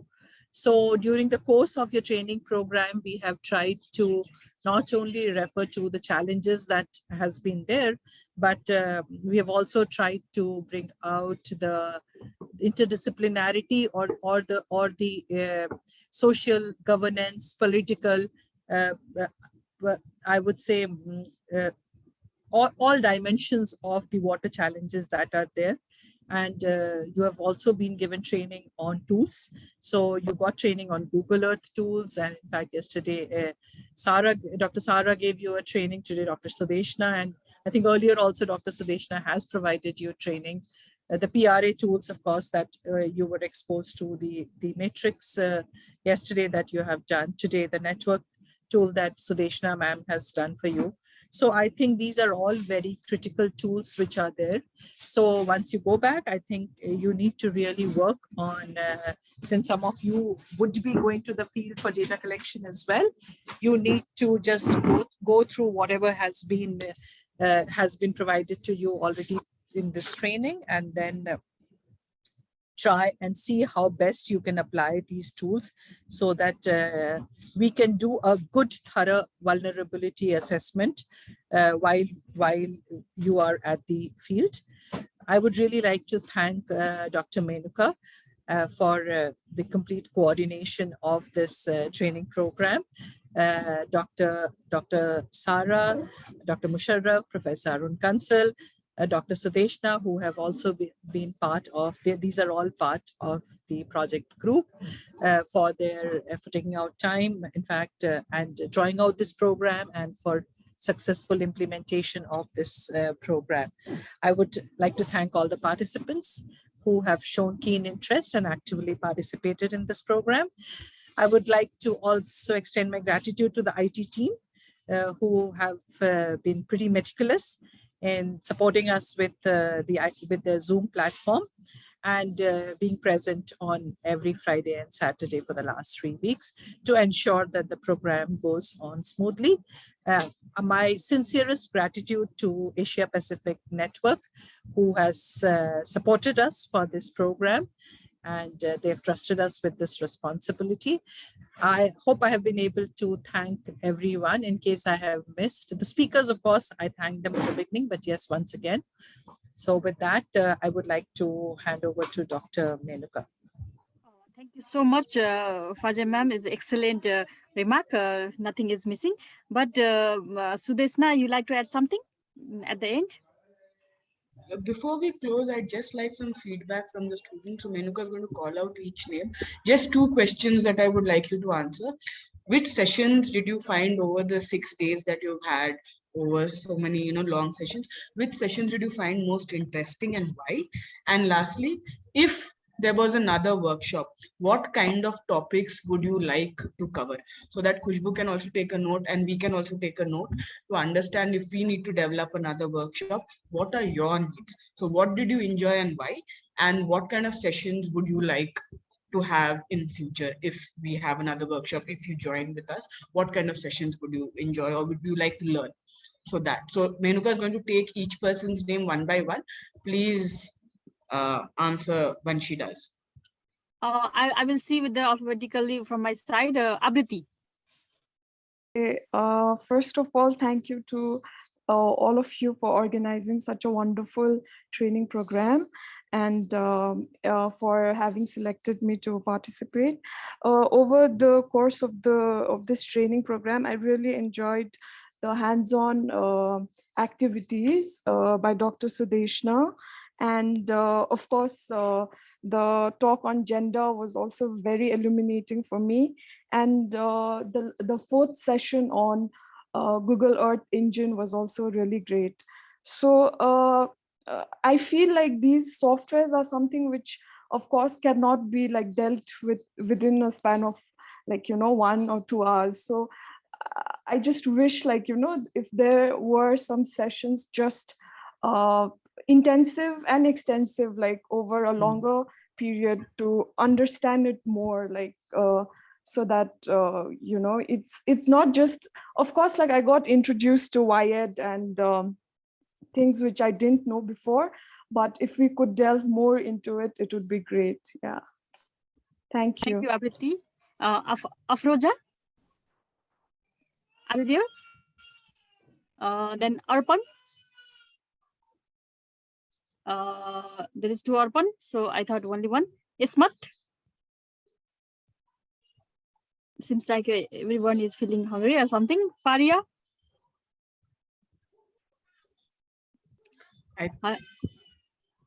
So Harikala. Then Helal. Thank you, ma'am. Thank you, ma'am, for giving me the opportunity to talk about the training program. Actually, this training program I liked a lot, and the most attractive was the group work, and let us make should become part the past tool, and I enjoyed a lot with that part, and I made some teammates with that group. They are actually awesome, and what I want to next about this training program or in this training program, that you have tried to teach us basic or general things of a topic like watershed, like gender, like water quality, and so many environment, and so many things I have learned from it, and I have learned different tools, and which I can work for my further research work. And I just want to tell you that then whatever topic you were teaching us from, I want the basic to advance. So I have learned the basic things from this session. So from the next session, I want to learn the advanced thing of that topic. So that is my feedback from. Thank you, Helal. Then Rifat, are you there? If not, Niru. Yes. Thank you. Thank you very much for all the session. Thank you for being very supportive and kind to us. I found all the sessions very useful, especially the group walks. I think the group walk was very effective for remembering it for the long time. And for me, all the sessions were quite good. But if I have to choose any two, then I will choose the actually the problem tree analysis and the sampling methods. The uses of the PRA tools were quite useful for me. And in this on research-based studies for the tools, so we can use the tools and techniques in a different way for our research. Thank you very much. Thank you, Niru. Nurhan is there? Saifullah, Said? Yes, thank you for giving the opportunity to talk. Actually, I like this training session a lot. It has helped me to gain knowledge about many things. If I have to choose, I like the GIS part of Shampa ma'am. It was great. I have learned a lot. And as Helal talked, I would like to learn advanced things from the next sessions. Thank you. Thank you. Saifullah, Sangya Misra? Okay, I got it from the chat. So Humaira? I think no words. There are some messages from Sangya. Topics join again. Harikala past. Okay, and then Afroza is also, I have hands-on sessions, sticky with more on theory. Future session, I want to session that are more focused on a specific topic with a detailed hands-on session. Then Sudesh, now over to you. Have you heard it? Lots of compliment from your sides. Thank you. But what I understand is what every student wants is a more hands-on training or maybe larger sessions that focus on one different tools. So the reason we haven't done this in this session was because we also want you to get introduced to the multiple facets that are there. But given that we've got a lot of feedback, if we have, when we have, not if, when we have another session, we will try and have specific sessions, maybe 3 hours for one tool or one particular topic, and then, you know, the theory and the tool. It is easier to do this when everybody is in the same room. When people are not in the same room, you see a lot of times people don't speak, so it's a little difficult online to do hands-on training. But yes, definitely we'll take your feedback in, and I think all of our partners, we have such extensive partners here, we will try and get you that kind of training session next time whenever we do it, and we'd like that you join that session as well. We would love that if you could come and join, and we'd like to thank you for, you know, staying across. I know it's not easy to come Friday, Saturday, and again the next Friday and Saturday, so thank you so much for joining in every day. Whoever's joined in sincerely every day, thank you so much for coming in, and we'll take your feedback in for our next session, definitely for designing our next session. Yes, thank you so much, Sudesna. As Sudesna summarized, this is our, we started at the beginning. We want to cover all the sites because it's starting. So when we will have a next session with your all feedbacks, we now have a somehow idea which topics we are more useful for the student, or more they can apply, and then try to extensively organize this particular session in a particular day. Now we have a less time, but at least you got a basic idea. Like myself, I know Miro, I know this this software, and also network analysis from gender lens. Everything is you know, basic, but now I have idea. Okay, there is some software. Yeah, so this is also good things. Beginning is a good. Now we have to go far. With this, Sarah, you like to have some word? Although you are not feeling well. I mean, of course, we want to thank you all. But I mean, Menoka, what don't I mean? Do we need to? I mean, announce for the certifications how they will get it, something like it. Okay, thank you, Sarah. Yes, you will have a get a certificate. You will have a attendance from the all the training session, and based on that one, we will prepare it and we will send it to you. Beside, we will have also prepared already the you know, the resource material from the provided by the all the resource person, that will be also provided to you, and also recording. But it will make little bit time to make all this arrangement and share it with you. But definitely these three things you will get a certificate, recording, and also the all the materials provided by your resource person, Sarah. Excellent. Mm-hmm. Excellent. Okay. Just one more thing to say. I mean, we all love to play with the tools, but the things Sudeshna was trying to make a point that you need to understand the concept first. It's just a diagramming tool you are playing with. So it will reflect on whatever you want to, I mean, give the message to the community, or you say in case of paper publications or something like that. But if you really are not clear about the concepts, that's why we had all the theory sessions. Although I know everybody likes the hands-on programs, but you know, once if you really don't know the basics and how these things actually coming into play in the softwares. So I mean, in that time there is like it will be like in black box. The way you have heard that, for example, one was saying about the sampling tool, SPSS or something like that. They are like the black box, you know. I mean, when you simply need some analysis, they will give you some results, but there are lots of ways to have you need to know the shortcomings of the tools as well. Just for example, the way I understand, the serving tools SPSS has lots of drawbacks, as well as the ArcGIS we are playing with, QGIS we are playing with. There are like lots of limitations when you do interpolations or when you do so many things. So as long as you really don't know what you are playing with, I mean, just by clicking the step by step might give you some results, but that's actually not represent the things you want to present. So I mean, this is the message I just wanted to give you all at the end of this one, that though we like hands-on programs, but we need the theories as well. Yeah, thank you, Sarah. Thank you. Now we are almost end. Should we, before that, especially one, IT team, they are really helpful. Ma'am also, Fazia ma'am already pointed out, but we also wants to thanks to them. They are not there, but definitely ma'am will convey the message to them. We will get the definite recording from them. Because without their help, it won't be possible the conducting the virtual meeting.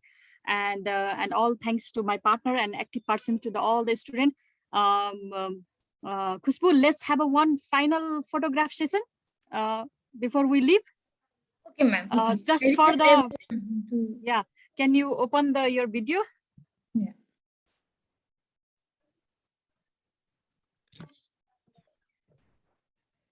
Yes, for last time, and definitely we will in contact with the APN group chat. Yeah. Yeah. Just a second. Okay. Yes, Faria, Hilal, and more. Hello, ma'am. Actually, I'm traveling. It would be a bit difficult for me to. Okay. No worry. Okay. Thank you, ma'am. Just a second. Okay, I'll take one more photo.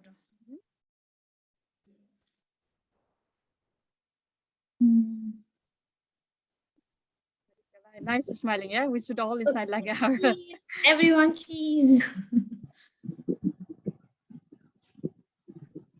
Thank you. Thank you so much. We'll be in touch with through a email, as well as there is a APN chat group.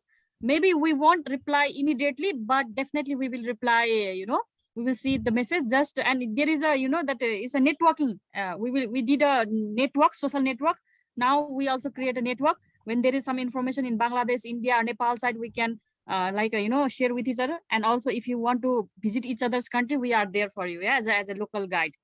So with this, I like to end the session, but this is just January, we begin it. We will continue this journey with, long period of a time.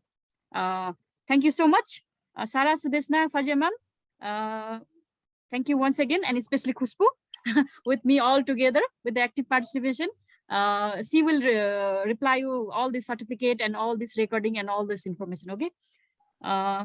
Thank you. Have a nice evening. Thank you, everyone. Thank you, ma'am. Thank you, ma'am. Bye-bye. Thank you, ma'am. Now I will end the meeting.